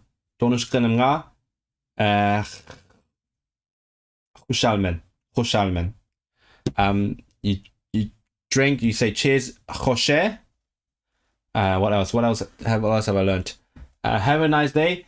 Kuning is kunguluk bolsun. Kuning is kunguluk bolsun. Kuning is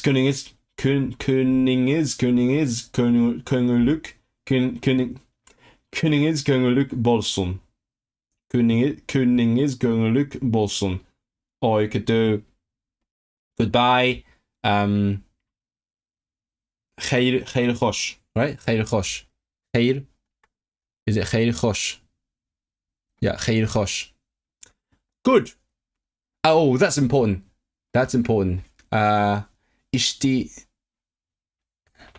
İşti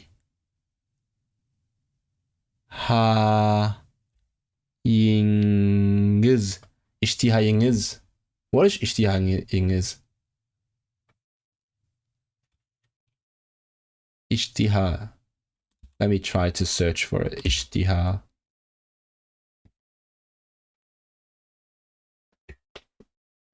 Appetite. İştihayınız. Okay, your appetite. İştihayınız yaxshi bolsun. So may your appetite be good. Is the double L in kung? I don't know. You tell me. I don't have audio here, so I'm just winging it. But I let's say it is. So like kunguluk, right? Kunguluk. Kuning is kunguluk bolsun. İştihayınız yaxshi bolsun.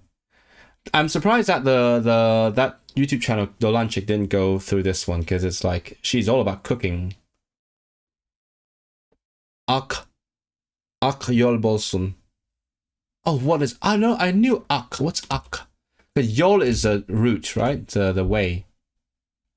Ak. Oh, it's white. Yeah, it's white. Okay, white way. May there be a white path, white road, right?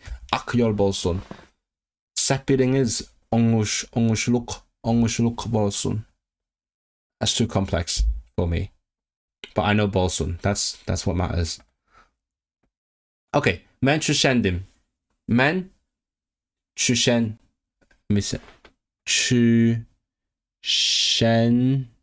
Yeah, chüshendim. Okay, I need a memory aid. This is a very important word. Chüshendim.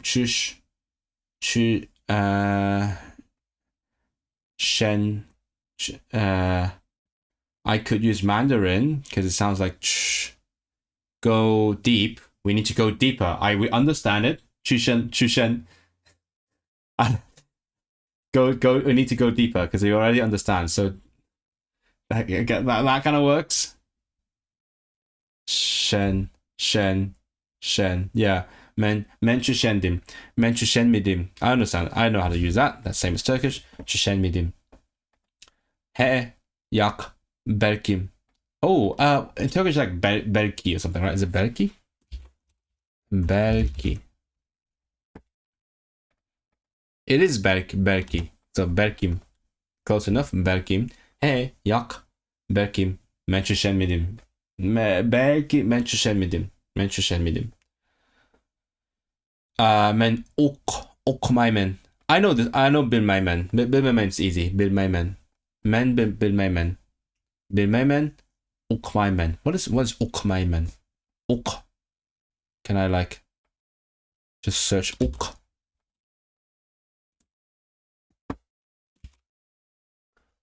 Ok. I can't read. It's so freaking small. Let's try again. Ok. Oh, okay. Oh, guys, look. I don't know if you can see the tooltip. Let's see. Oh, no, what do I do? No, you can't see the tooltip next to my cursor. But the tooltip has normal fonts. The Arabic fonts are perfectly fine. Just not the actual stuff in the web page. What the hell? Ok.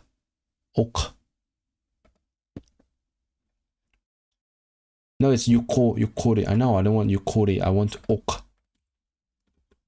I want Okmak. Is it Okmak or something along those lines? Ok. I can't do this. What am I doing? What is this? No. Okturush.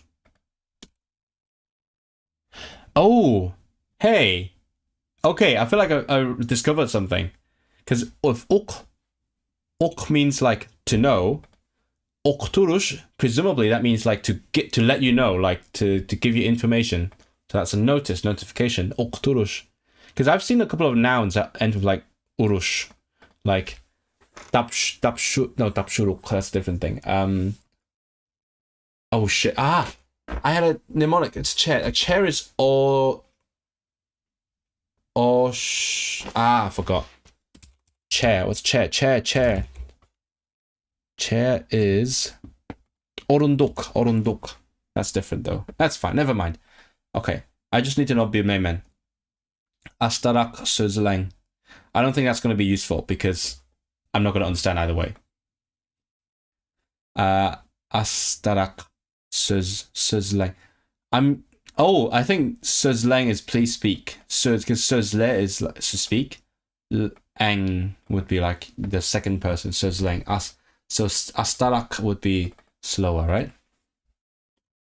Let's see. Azraqla.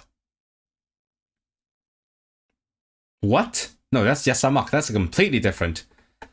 Never mind. Okay, azraqla sözleng. Yeni bir ketim. Yeni bir ketim deng. Deng. So like demek in Turkish. Deng. Dedin. Bir kez dedim. Yeni bir kez dedim. Yeni bir ketim deng. Unik yezip chiking. I don't know what this is. I don't think I need this. Oh, it. I guess like down. Chiking. No, it's not in it. Do you speak İngilizce? Sözleyemsiz. Oh! Yella is can. Okay, so English. Speak. Can.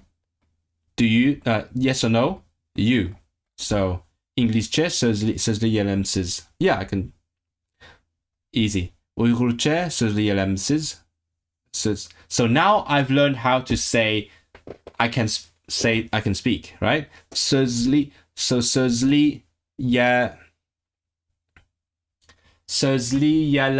I assume, yeah. So I can speak is sözleyelemen. I can't speak is. No, I don't want to assume. I feel like I'm going to get something wrong because in Turkish, I can or can't like completely different. I could just Google Translate it. Let's try.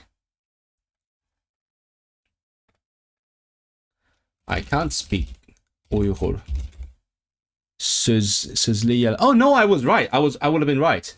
Sözleyelemen. Easy. Men Uygurca sözleyelemen. Men İngilizce sözleyelemen. Easy. I can learn Uyghur. Men Uygurca öğünelemen. Let's see if that's correct. I can learn Uyghur.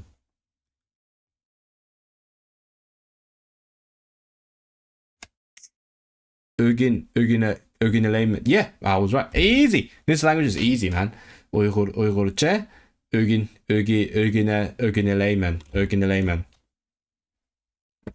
Uygurca sözleyelemsiz. Azrak. Oh, I want to learn this one. I've been wondering how to say it a little bit. Azraqla. Azraqla. That's important. Azraqla. It's again not in the dictionary. Azraq. I'm not seeing anything. But I will take your word for it, Omniglot, even though I shouldn't. Azraqla. Azraq. Okay. Mnemonic.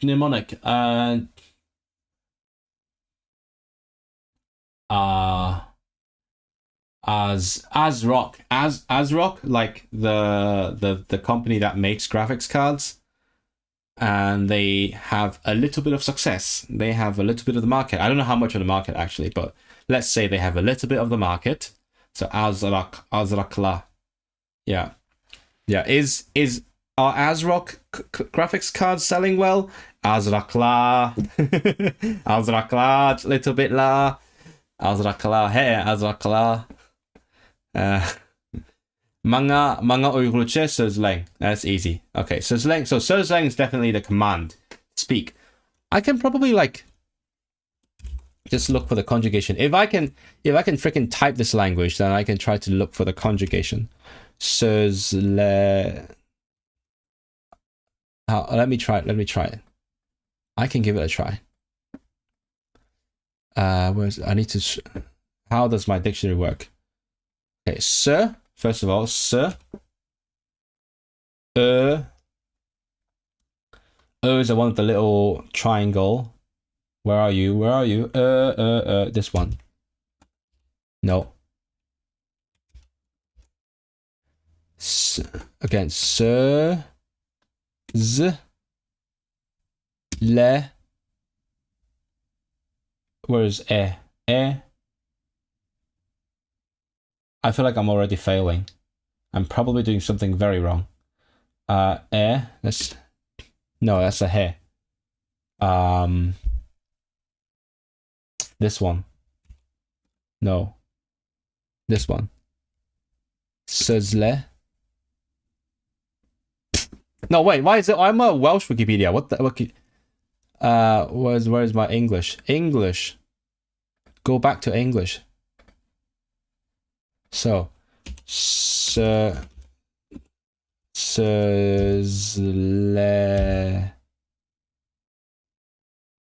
Mek. No, it's close. I was close. Is this one? Sözlimek. Close enough, sözlimek. Sözlimek. So sözlimek. So no conjugation, sadly. What is kumik? North Chechen. Oh, cool.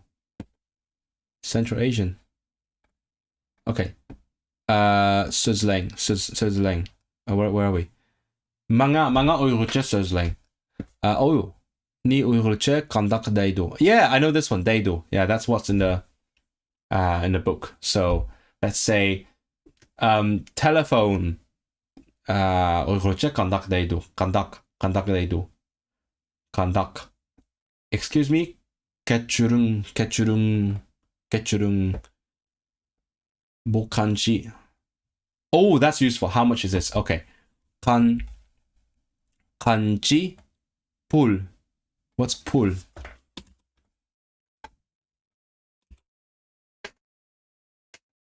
Money. Oh, money. Okay, good. I need to shrink this down a little bit. There we go. Pul.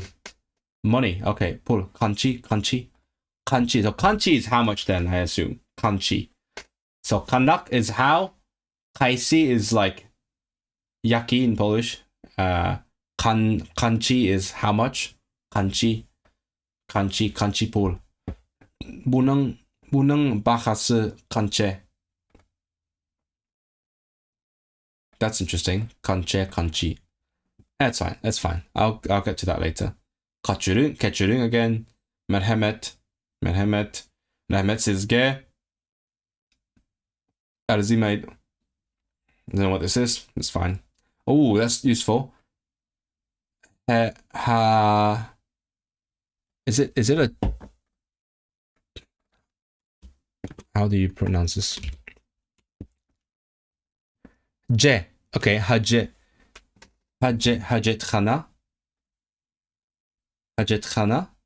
Hajetxanilar. Hajetxana.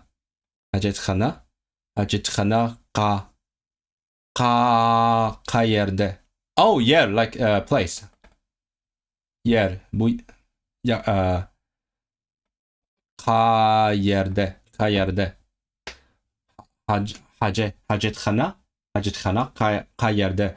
Oh, I need a mnemonic for hajetxana. Hajet to holiday. Nothing beats hajetxana. You know what? Let's go for that. That's good enough.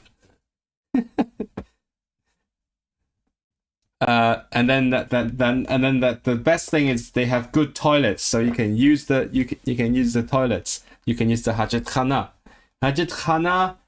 Hajetxanara balimen. Yeah. I'm going to the toilet. Hajetxanara balimen. I'm not going to the toilet. Hajetxanara barmaymen. I can go to the toilet. Hajetxanara baralaymen. Oh, let me check. Baralaymen. No, wrong keyboard. I can go. Your secrets are being exposed. What secrets? What's happening? What secrets? Orange Barnacle. Tell me, baralaymen. So baralaymen. I can go baralaymen. I've already learned how to say I can do something without needing the textbook, just from like examples. Baralaymen. Hajetxanara baralaymen. I can go to the toilet. So can I go to the toilet? Hajetxanara baralamdimen. Yeah. Baralamdimen. Stress on the Hajetxana baralamdimen. Can I go to the toilet? Can't I go to the toilet? Hajetxana baralamdimen. Okay, it's feeling ridiculous now. Barala. So bar go, ala can. Barala ma can. So not. Mdimen. Question. Baralamdimen. Secrets remembering other. But that's why I'm here. That's the whole point of these streams. I'm showing you how I do it. And then if you find it useful, you can steal my method. That's the whole point. I'm doing these things. Also to motivate myself to actually learn, but that's beside the question, you know. But yeah, that's my secrets. That's how I do it. Do you remember what mnemonics we've had? We've had hajetxana. So nothing beats hajetxana. And then earlier we had. Actually, I don't remember what. Hold on. We had. Let me try. Okay, I'll see. What mnemonics did we have? Understand. Chüshendim. I understood. Chüshendim. See, because my mnemonic was go deeper in Mandarin. So chüshendim. Chüshendim. What else? What did I use the mnemonic for? I actually don't remember which ones I had mnemonic. I think that's the main ones. There was like one more that I made up on this, because some of them I just use like the Turkish as a mnemonic. Kung İşti haying? No, not this one. İşti. I don't remember. So, but that's fine. That means it wasn't important enough. But like, I know how to say it. I understood. Oh no, this one. Yeah, azraqla. So that's it means a little bit, right? Because the mnemonic was azraq. They make GPUs. they have a little bit of the market. So azraqla.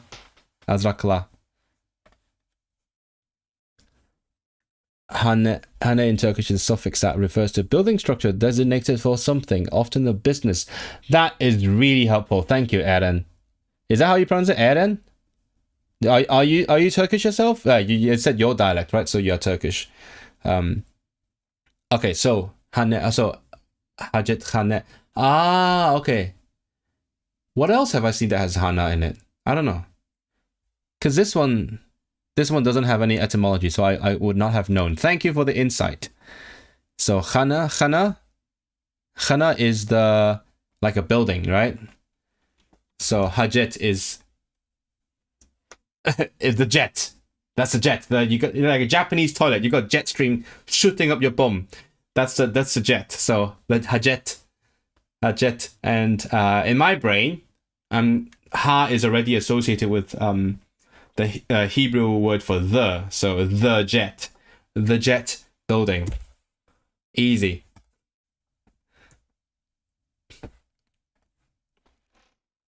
You laughed so hard at that one, you nearly choked on your food. You wasn't expecting one of them?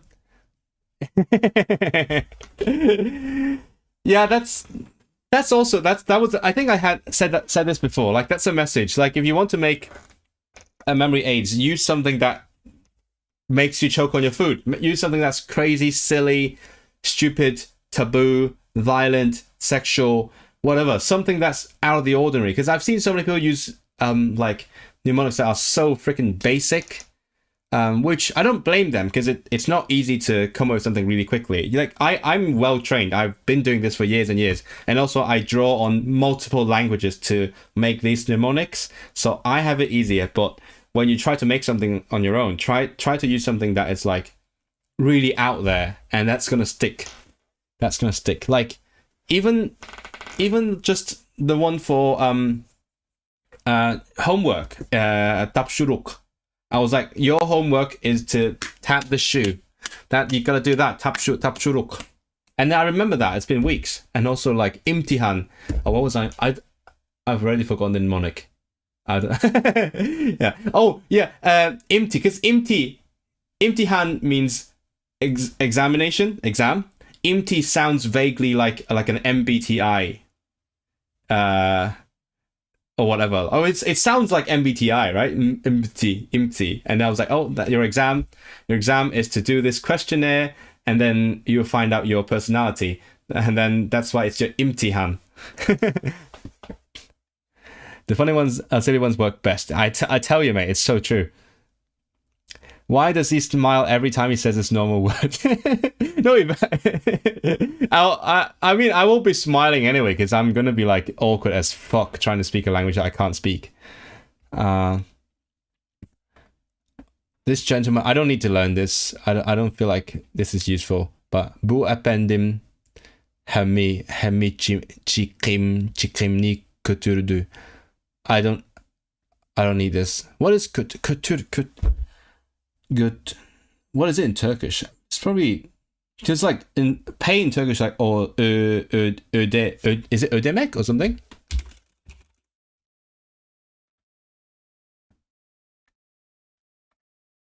Yeah, it is ödemek. So that's a different one. When I see kötü, I just think bad, because that's bad in Turkish. Kötü. Bu çok kötü. I don't need this one. I don't dance. Bu yerge da.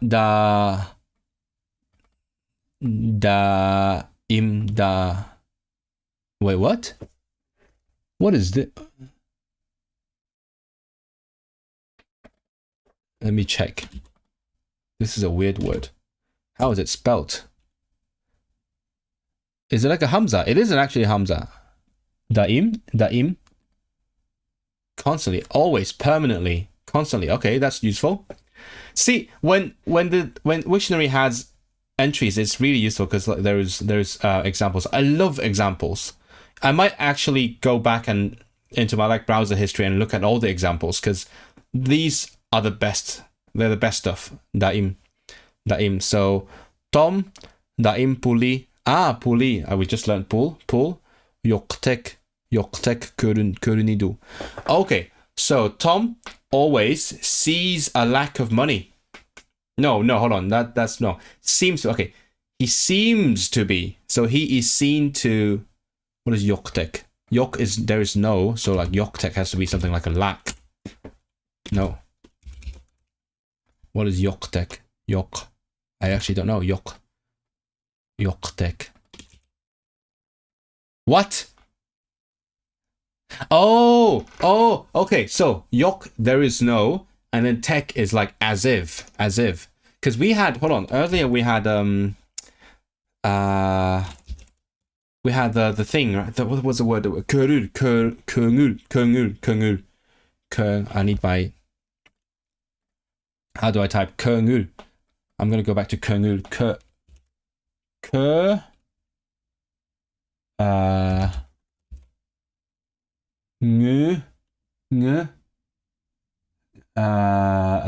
One of the weird dots. Kungul. So kungul. Let's see if I remember correctly. Tek. Yeah, deck. Found it.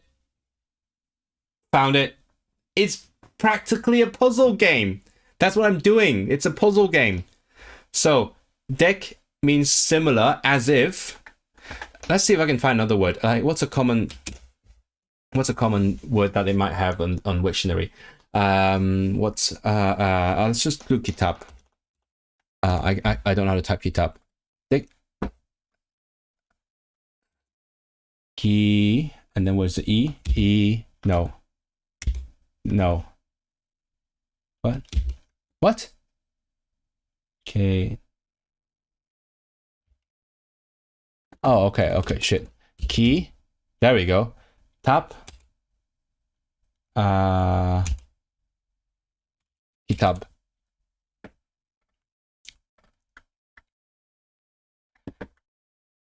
Oh, it doesn't have the tick. That's fine. Doesn't have it.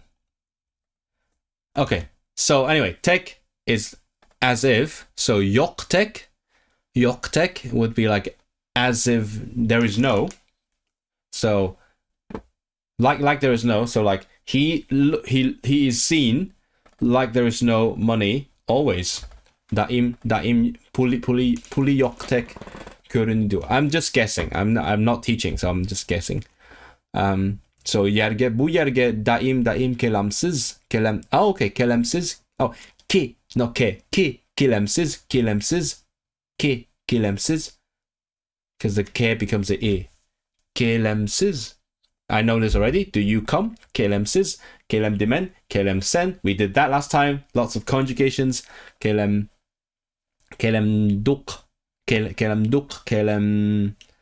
I don't know. Kelamsiler. Mensiz nisse. Oh, that's the same as Turkish. That's easy. Serendim. Serendim. I don't know what this is, but that's fine. I don't need this. I'm not going to tell people I love them quite yet. Badurak. Actually, I'm actually meeting my Uyghur friends tomorrow as well. So like maybe I'll try this on them. Should I do that? Will I do that? Is it a bad idea? I'm not going to be filming, so. But that's going to be like good preparation, right? That's like that's a pre-trip practice. I could say I miss you. That would be no, because they are married, so I can't say that. Maybe I don't know the context though, because like in different languages it could be different. Like I miss you could be strictly romantic in certain languages, or it could be general, like I miss my friends. I don't know, so like I'm not going to risk it. That's how I learned trig. Some old hippie caught another hippie tripping on acid. What? Oh, like trigonometry? Oh. You need some better friends in that language, if not a single one is a gentleman. I mean, my friend has paid for my drinks before, so like, I should do that for him, to be honest. Maybe kutur men, I will pay. So men hemmi chikimni. That's really hard. Chikimni kutur men. Maybe that's how I say it. No, not chikim. Chikim. What's chikim? Chikim. No, nothing. It's not in. Cause like hem is probably all.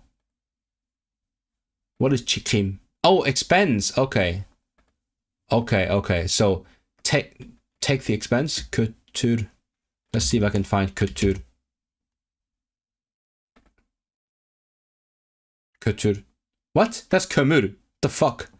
No, I want kultur. What's kultur? I don't know. This gentleman will take the expense, I imagine. So I will take the expense. Men hemi chikimni kultur men. Show them what you've learned. I tried to show my guy friend last time, and then he was very not impressed. He was like, "Why would you ever do this? Just learn fucking Turkish. Why were you doing this?" I'm like, "Mate, I'm doing it because I want, well, because it's interesting, but also because I want to learn your language." It's kind of sad.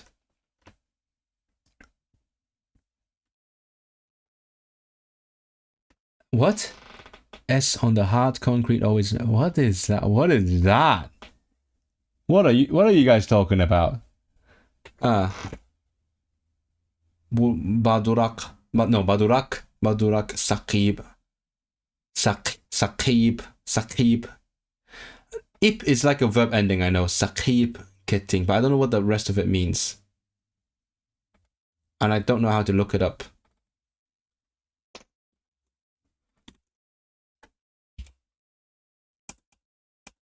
Saqi.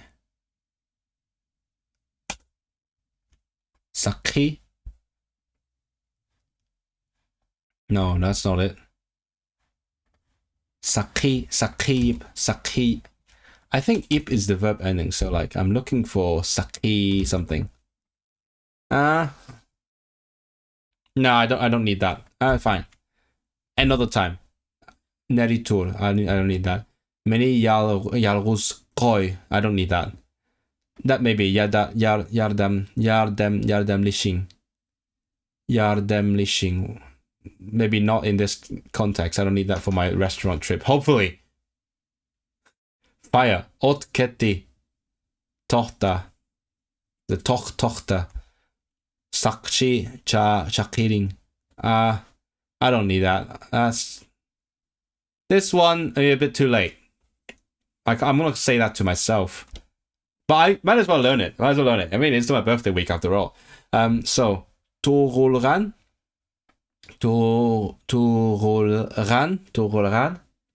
Kuningizge. Oh, day. So I guess, yeah, this is probably the birth then. Birth day towards Mubarak. Oh, Mubarak. I know Mubarak. Everyone knows Mubarak. So Torolran. Kuningizge. Kuningizge. Mubarak. This reminds me of something. What does it remind you of? Bilkhil.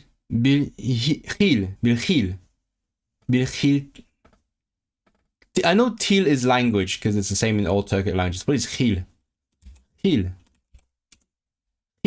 What is Khil? Oh, one type. Oh, you know what this reminds me of? That's crazy, but it just happens to fit. Hil in because this guy spelled it as Hil, right? So I was thinking Hil. Hil in Turkish means a race, like a human race. Oh. Hil. It's nothing to do with it. Not Turkic, not Persian. It is from Indo-European. Oh Jesus Christ! Hil is cognate with semen. Oh wow. Oh cool. Sure. Right, because the S became an H, yeah. Because sen became a hen in Welsh. Sorry, I'm all over the place right now. What I'm saying is, Welsh turned a lot of S's into H's. That's why this was originally semen, and in Welsh it is hil, and it means, well, not. You don't usually use it. We use like this, because hiliaeth is racism. Me and my friends talk about racism a lot, just for the lols. Like, Why are you being racist? Hilior, racist. Anyway, lineage. Okay, yeah, but that's gonna help you remember. So, in Turkic or in Persian, khil is a type of something, like a race. So bir khil. That's interesting because in most Turkic languages you do like bir dil, one language, bir dil. But apparently, again, if this website is to be trusted, you need one type of language in Uyghur. So bir khil. And that reminds me of how in Cantonese you would also say one type of language. You could say one language, but like we generally like to say one type of language. Yeah, 种语言. Bir khil til, hergiz. I'm guessing hergiz is always, never. So hergiz, no. Yeah, hergiz, never. Always is daim hergiz. Oh, I kind of want to make mnemonics. Daim, I mean, that's easy. This is da in Cantonese. Da, him, that guy, him, da.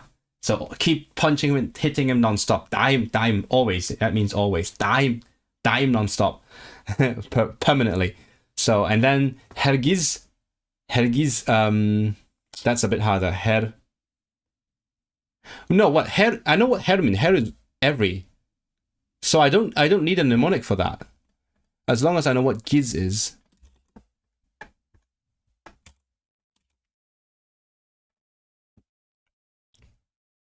That's what I'm. What is going on with the font?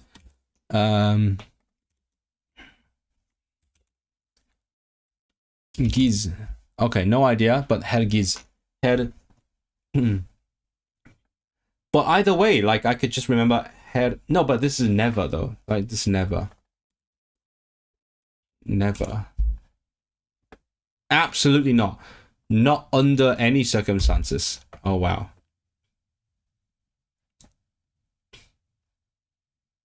Oh, it is in Armenian as well.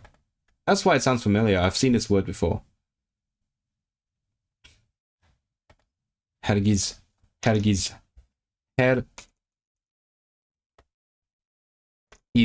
Ooh, hergiz. You know what?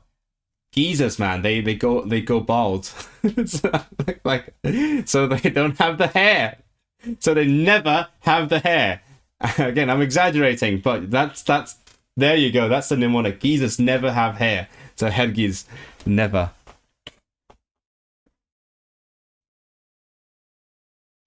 Oh, what happened? What I miss? Okay.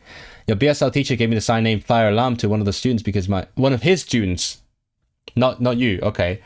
Because my teacher didn't know the fire alarm went off during the lesson and this student tried to alert him. Ah, fire alarm, right?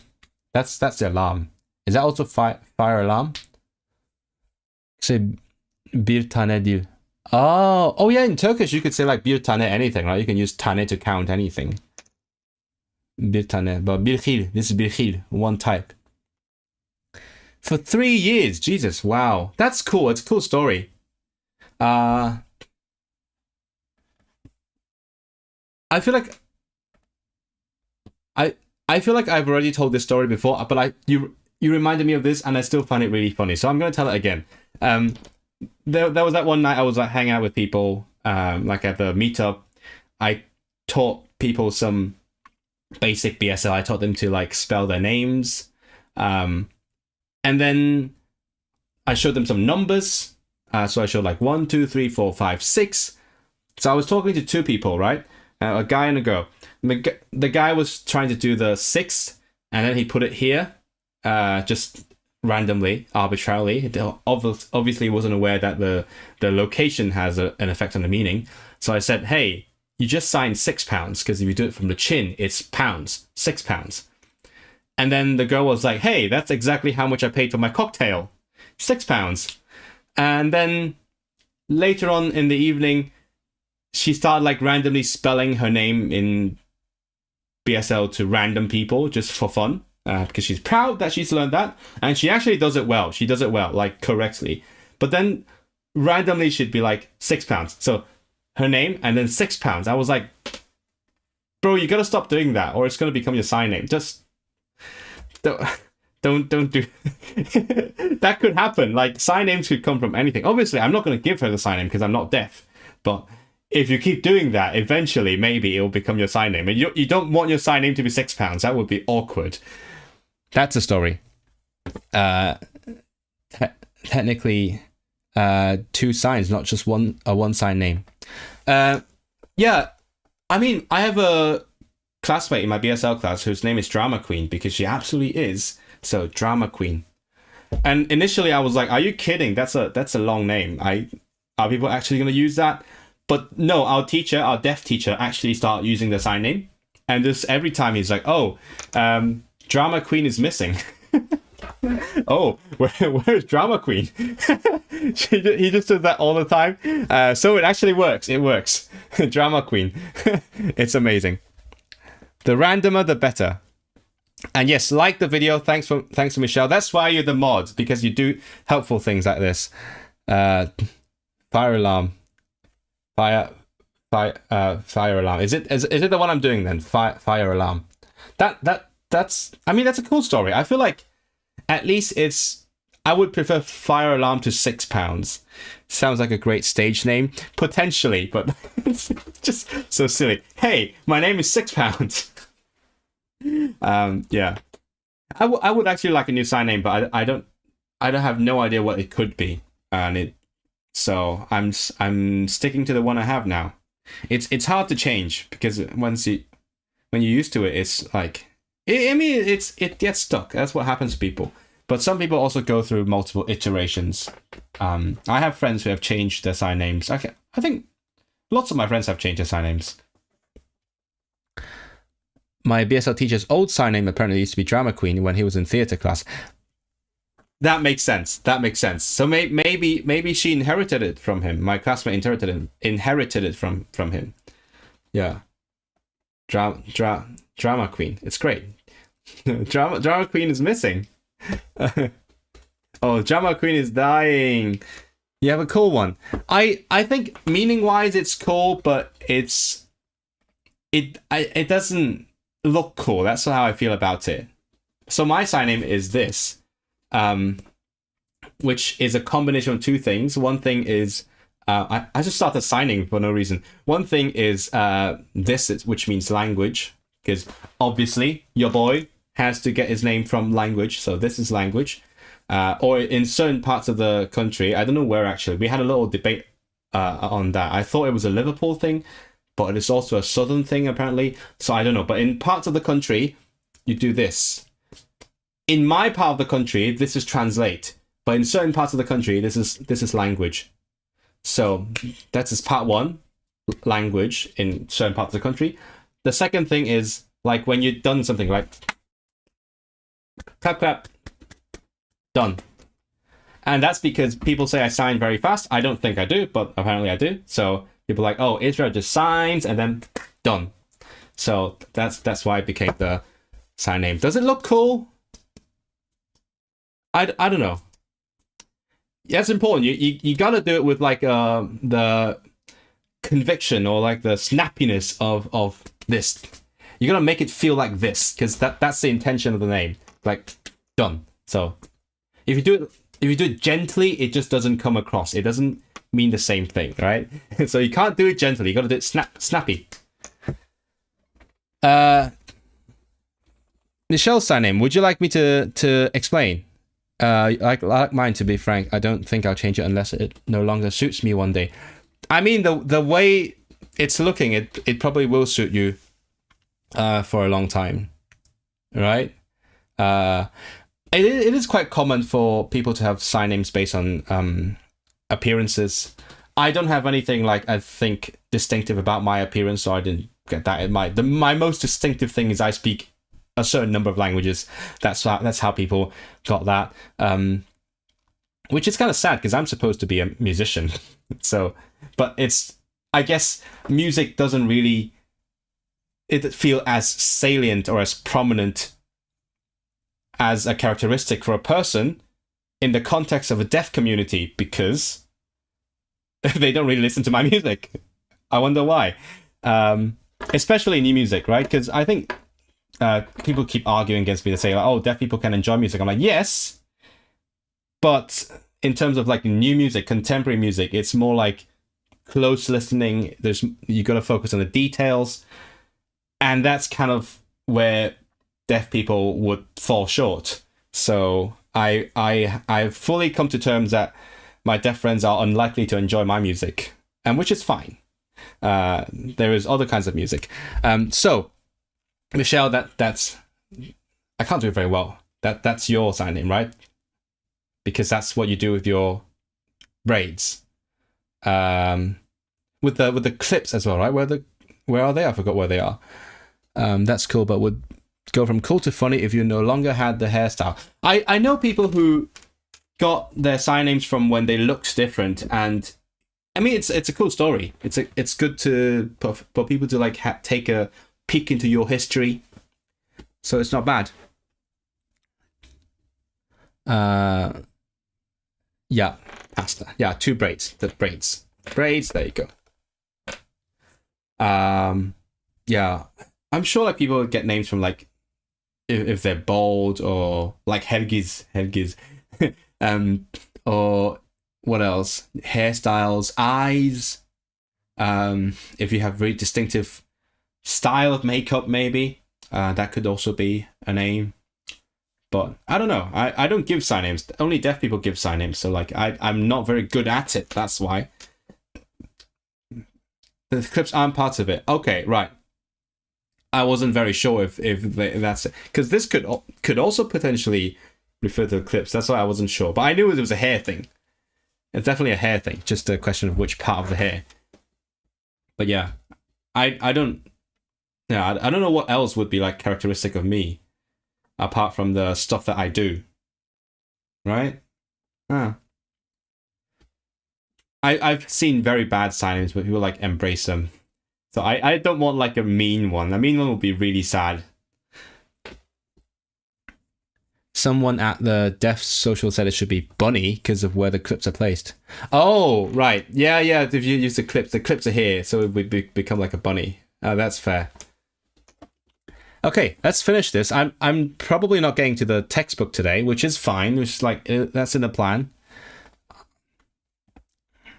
Actually, I think I've got to the end of this. Like, we've done one language, and that's not even useful, but I learned how to say never, hergiz, always, daim. I don't need to say my hovercraft is full of eels. That's fine. Numbers. Do I need to go through numbers? I did numbers the other day. Let's quickly go through them. Okay. Bir, iki, üç. I heard people say the numbers and the Africans, they don't sound very ch. They sound very ch. So I suspect it's more like ch. So bir, iki, üç, dört, beş, instead of beş, I heard beş. Altı, yedi, sekiz, dokuz, same as Turkish. No, Turkish is dokuz. This is tokuz. No, tokuz. Sorry, tokuz. And it's a double letter as well. So sekiz, tokuz, on, and then it just adds on bir, on iki, on üç, on dört, on beş, on altı, on yedi, on sekiz, on dokuz. Muted just in time, etc. So yigirme, I need this yigirme because my age is yigirme dokuz. In Turkish is yirmi, so that's easy. Yigirme, otuz. Turkish is otuz, kırk. I'm not sure if this is a kırk or kırk. I can't tell because it's spelled the same way. I'm assuming it's kırk because in Turkish it's kırk. Kırk. Ellik, Turkish is elli, so easy. 60, 70, 60, 70, 80, 90, 100. Easy peasy. Ming.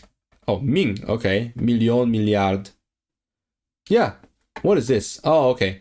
Birinci, birinci, birinci. It sounds more like birinci, birinci, birinci, ikinci, üçüncü, dördüncü, beşinci, altıncı.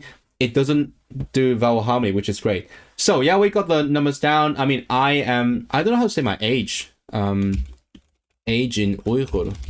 I could say my age, probably. No, not. I don't want to read about the persecution. Oh, Jesus Christ. You guys. Every time I search something, right?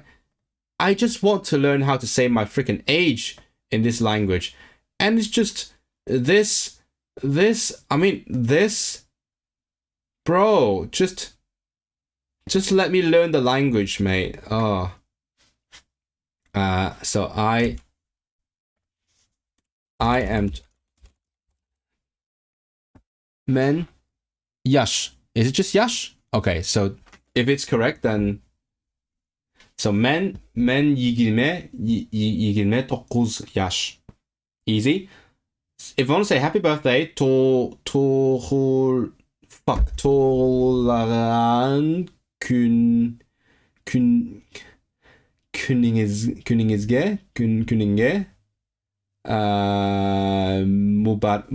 Mubarak. Just checking. Toleran Kuninge. That's formal though. Kuning, I guess it's Kuning. Is it? No, let me check. Kun. Kunung.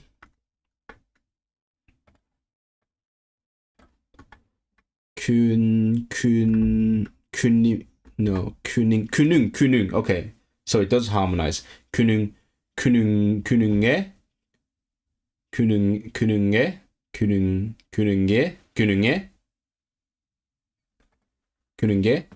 Mubarak.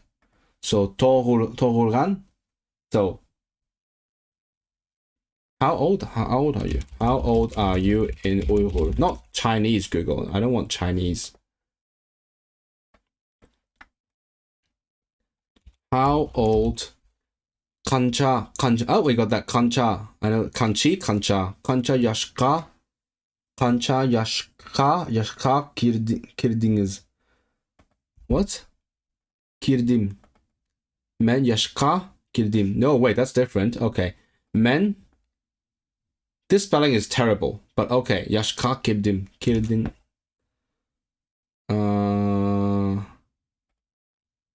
Kanche.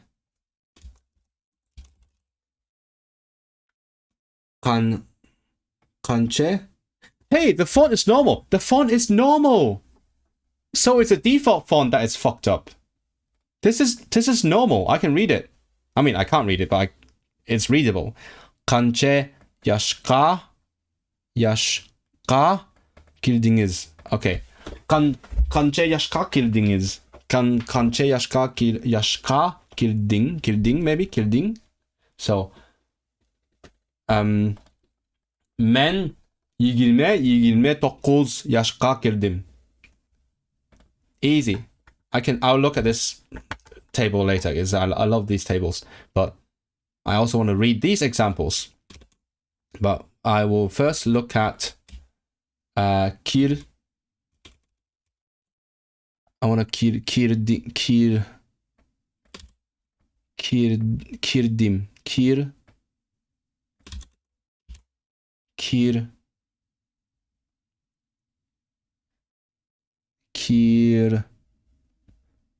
I don't know how to. I want the verb. How do I find a verb form? Kir.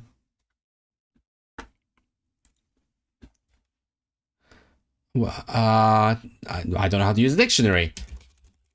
Kirdim. I'll just look for kirdim. Hold on 1 second. I'll be right with you. Kirdim.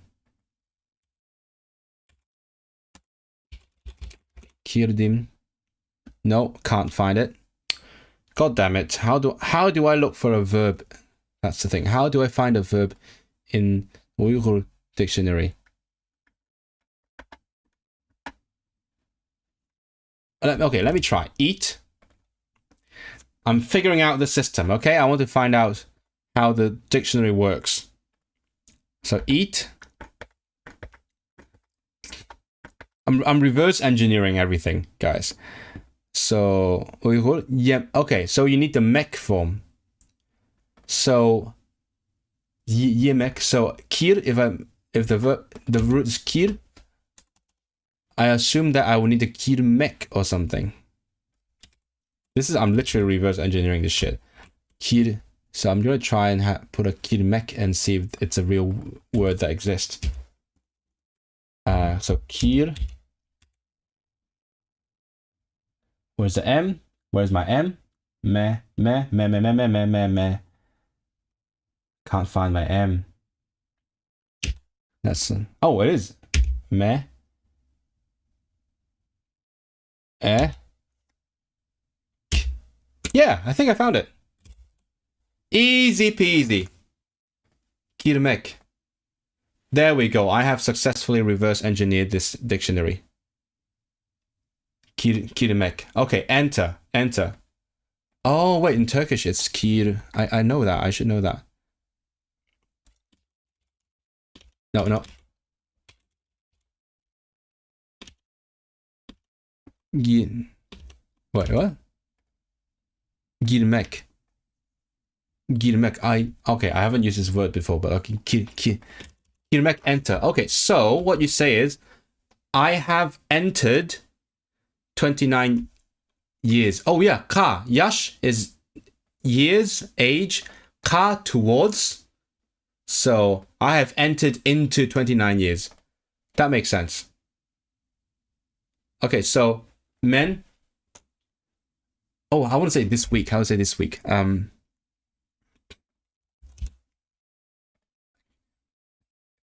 Week. I hope they have it. Oh, what's up? Oh.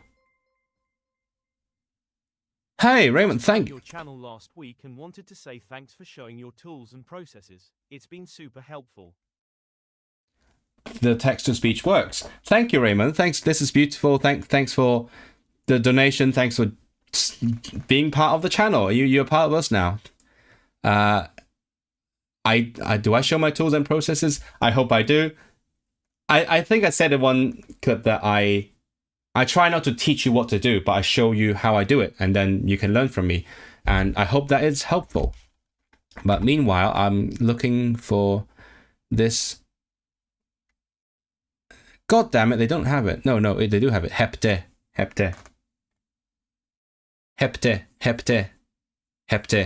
So, because in Turkish, that's bu hafta, this week. Bu hafta. So, bu heptide. Okay, bu heptide. This week, bu heptide. Men bu heptide 29 yaşqa girdim. I have entered 29 years this week. Well, let me try to do like you plural. Siler kanche yaşqa. Fuck, I don't know how to conjugate it.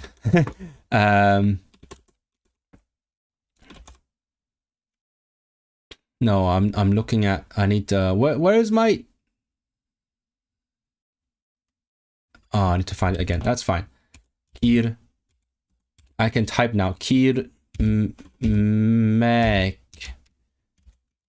Can I conjugate it? It cannot conjugate it. Shit. Let's try yemek. Yeah. I just want one conjugation. What is I can't spell yemek. I'm gonna go through the same thing again. Just go to eat, and then go to the translations. Scroll down to the language, just to help me figure out how to spell the goddamn thing. Okay, you spell it like this. Yeah. How do I type it? How do I type this damn thing? What the heck?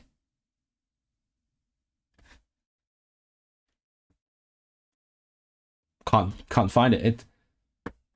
Let me see.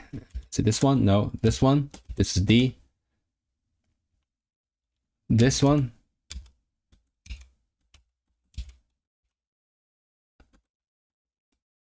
Where is the goddamn letter? This one? Maybe this one? No, that's E. E. Oh, found it. Okay. Ye. Mek.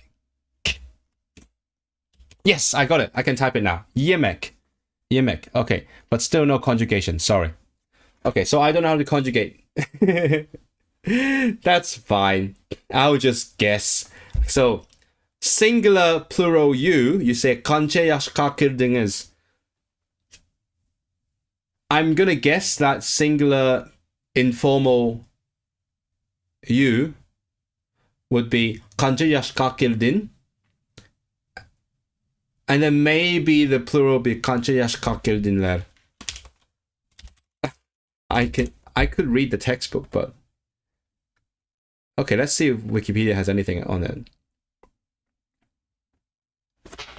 Oh, hey, maybe I could just look at this. Tables. Tables, guys. Love tables. There we go. Ding, ding. There we go. Kanche sen senchu sen kanche yaşka kırdın. Yeah. Plural dinglar. Dinglar. Siller kanche yaşka kırdınlar. See, easy. Just find the table. You can do all of it. I'll look at the rest of this table off stream. I love this table. What a beautiful table. Isn't this great? I sound sarcastic. I don't mean it that way. Okay, you know what? I think that pretty much wraps it up. I've learned some essential phrases. I've made some mnemonics. I've learned how to say, so always daim, because always hit the guy. Dahim. Never hergiz. Hergiz, because the geezers never have hair. What else have we made up today? It's okay. Let's admit it. It's harder to think about what mnemonics have I made up today than it is to like when I used it. Oh yeah. Understand. We need to go deeper. Chüshen. So it's chüshendim. Chüshendim. Men chüshendim. Sen. Chüshendim.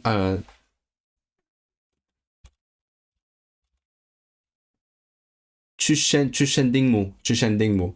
Did you understand? Sen chüshendingmu. Or siler chüshendinglarmu. Did you understand? You guys. What else have I made mnemonics for? Toilets. That is hajetxana. Because obviously nothing beats hajetxana. Because they have great toilets. So toilets is hajetxana. So you can say, biz hajetxanaga barimiz. We are going to the toilet. Oh, we are going to the toilet together. Biz birge. I learned that from a textbook. Biz birge hajetxanaga barimiz. That's easy. Like are you going to the toilet? Siz hajetxanaga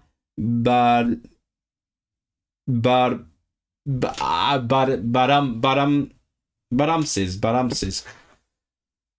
I just realized I do want to learn how to say want, because I feel like that is kind of important. Yeah, because like if you want to order something, you have to say I want what, right? That's kind of important. Have I? But also, what other mnemonics have I made? Again, I don't remember. I will remember when I use them, but oh yeah, now goodbye is hajetxana, Hoshe. Oh yeah, little. I speak a little Uyghur. Men azraqla Uygurce.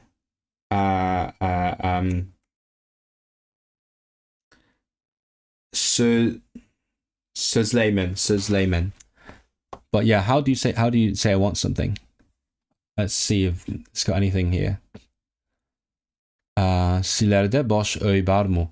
This is a good website. This seems reliable. Waiter, mulazim, kütkuchi. Okay, bu kanche pul. Yeah, I know this. Bu kanche pul. Bu nime. I feel like my accent in this specific phrase is pretty good. Bu nime. Siz yaxshi mu? Manga doktor lazim. Oh, they use lazim like Turkish. Easy. I know lazim. Manga doktor lazim.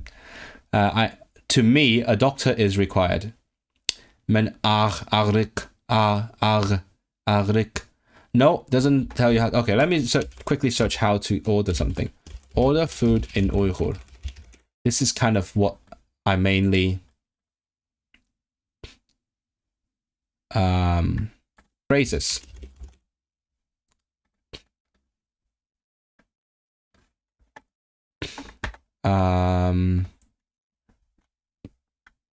How much is this? No, asking for help and directions. No, where is my... can I just say I want something? Or can I have something? Any of that.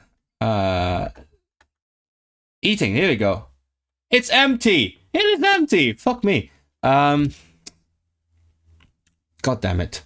No, not Chinese. Why is it in China? I don't need to learn Chinese. That is bad. I don't want to pay $6 for this. No, not Chinese. Not Chinese. Maybe this one? Does she cover that? Do you still remember when I explained men, siz, sen speak Uyghur? Men Uygurca What do you söylemen. make in the week? A man, etimen. Etimen. I don't want to make it. I want to order it. Etimen. No. I none. No, that's not it. Oh, this one maybe? Or that's fine. I'll be fine. I'll be fine. Just give me the good stuff. No, where is it? No, god damn it. I'll find something. I'm sure some phrasebook has it, right? They have to have it. I would like. I could learn to say I would like. Men is to take siz öy halaymen. There we go. Halaymen. I would like. Maybe I just need halaymen. Let me just check. Halay. I can quickly look up the dictionary. Oh, heptide. I have so many tabs now.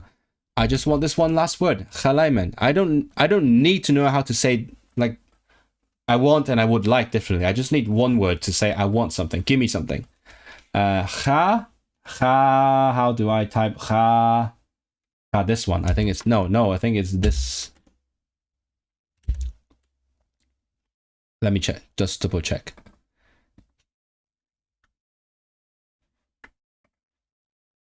No, it's a j. Shit, it's a j. This one? No, not this one. This one. There we go. Ha. Okay, so ha.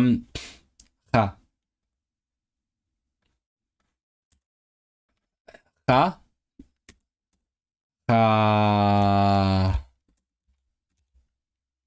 Kalai.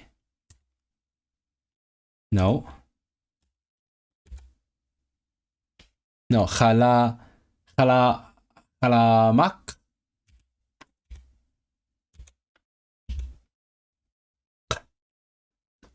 No, that's not good. I don't find it anywhere.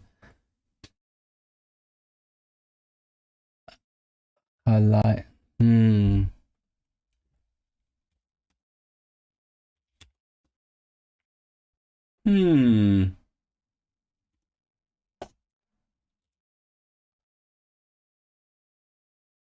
I'll find it somewhere.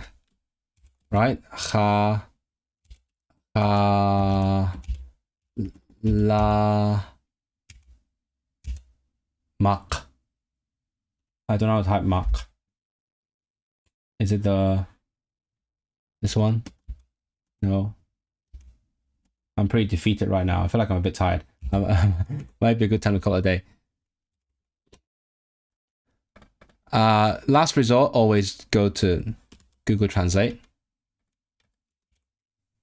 Halaiman. Yeah. You know what? Whatever this is, I will just use this one. Halaiman, right? Halaiman. It's do I need a mnemonic for it? Halai. Ha. That is ramen, limen, alignment. Ha, alignment. That's what I want. Maybe that's easy enough. I don't need a very complex one for this. It's not very complex. Khalimak. Oh, you can have istimek. I know istimek from Turkish. Khalimak. Okay. Khalimak. Right. Oh, I found a verb list. I'll make like a deck at some point. Anyway, I think that will be the last of it. Did I miss anything?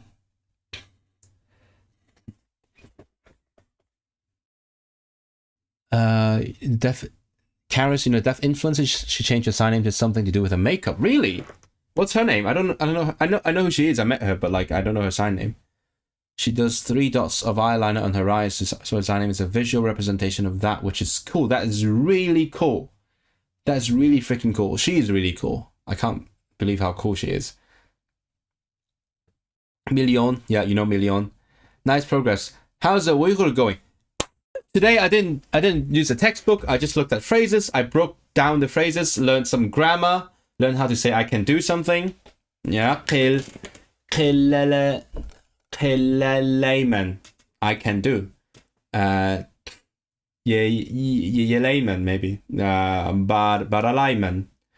I can go. I can eat. I can speak. Layman. I can speak. Uygurca layman. Uygurca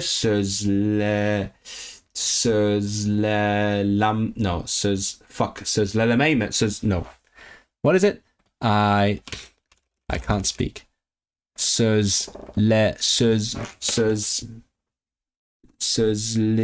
Oh, no. Yeah, sorry, there's a vowel. Layman, I can speak. Layman, I can't speak.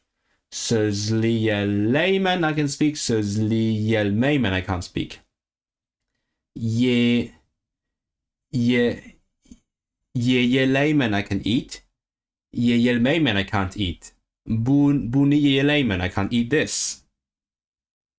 What else? What else have I learned? I've learned how to say I want something, I need something, which is the same as Turkish. Manga doktor lazım. Manga yemek. Just checking. Is it yemek? Yemeklik? No, what the hell? Manga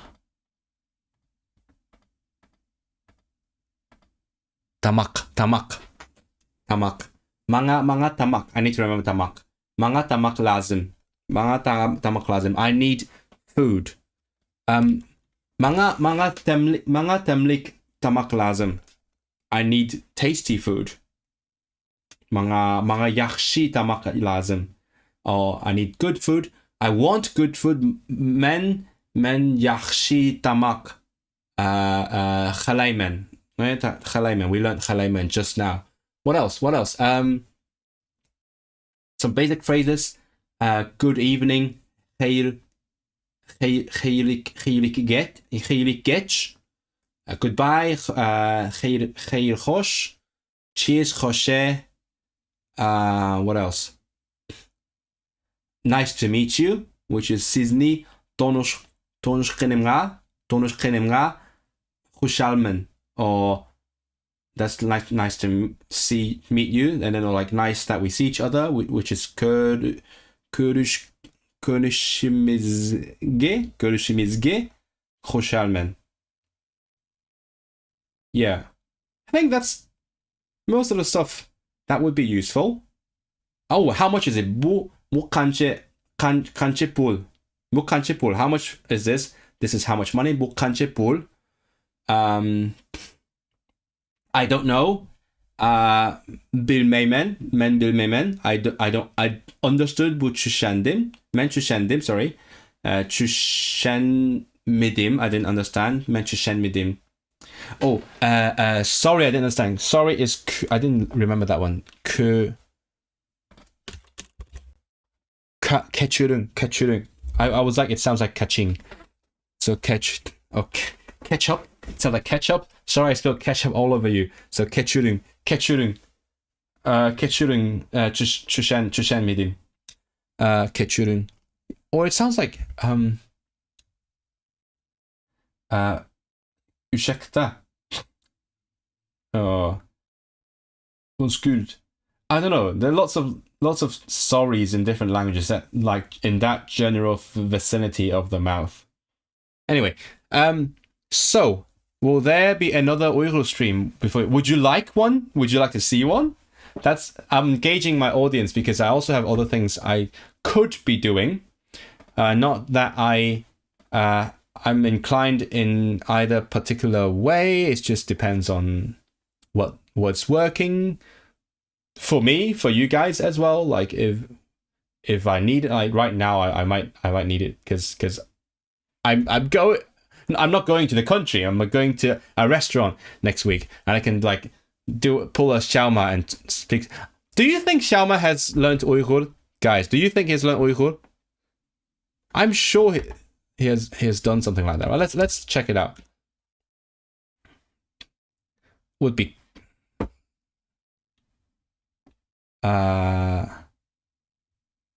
Xiaoma. Okay, hold on. Xiaoma NYC.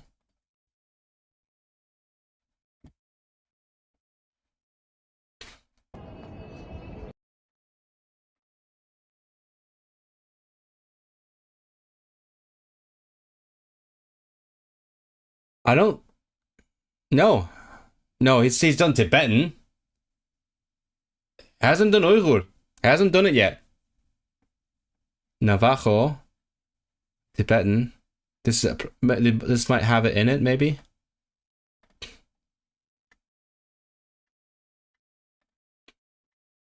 I can't be asked to sit through this to find out what language there is.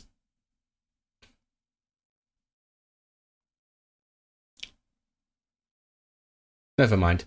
Yeah, so maybe that's what I'm doing. Who knows? Probably not very intentionally. We're just having one meal. It's not like this guy going to the country and then like walking around and talking to random people. Also, I don't have this stupid 360 camera. I just have a normal one. I'll be pointing it at me and my mates. Probably not going to film unwilling people. I'm very discreet like that. I respect people's privacy, unlike certain YouTubers. So I try to avoid filming unconsenting people as much as I can, which makes it hard to make good video. But what can I say? Anyway, I think that is it. I have to teach at 10 again, like I had to last time. So I will see you guys in the next one. And thanks again to Raymond for the dono. And yeah, I hope you enjoyed this. Bye.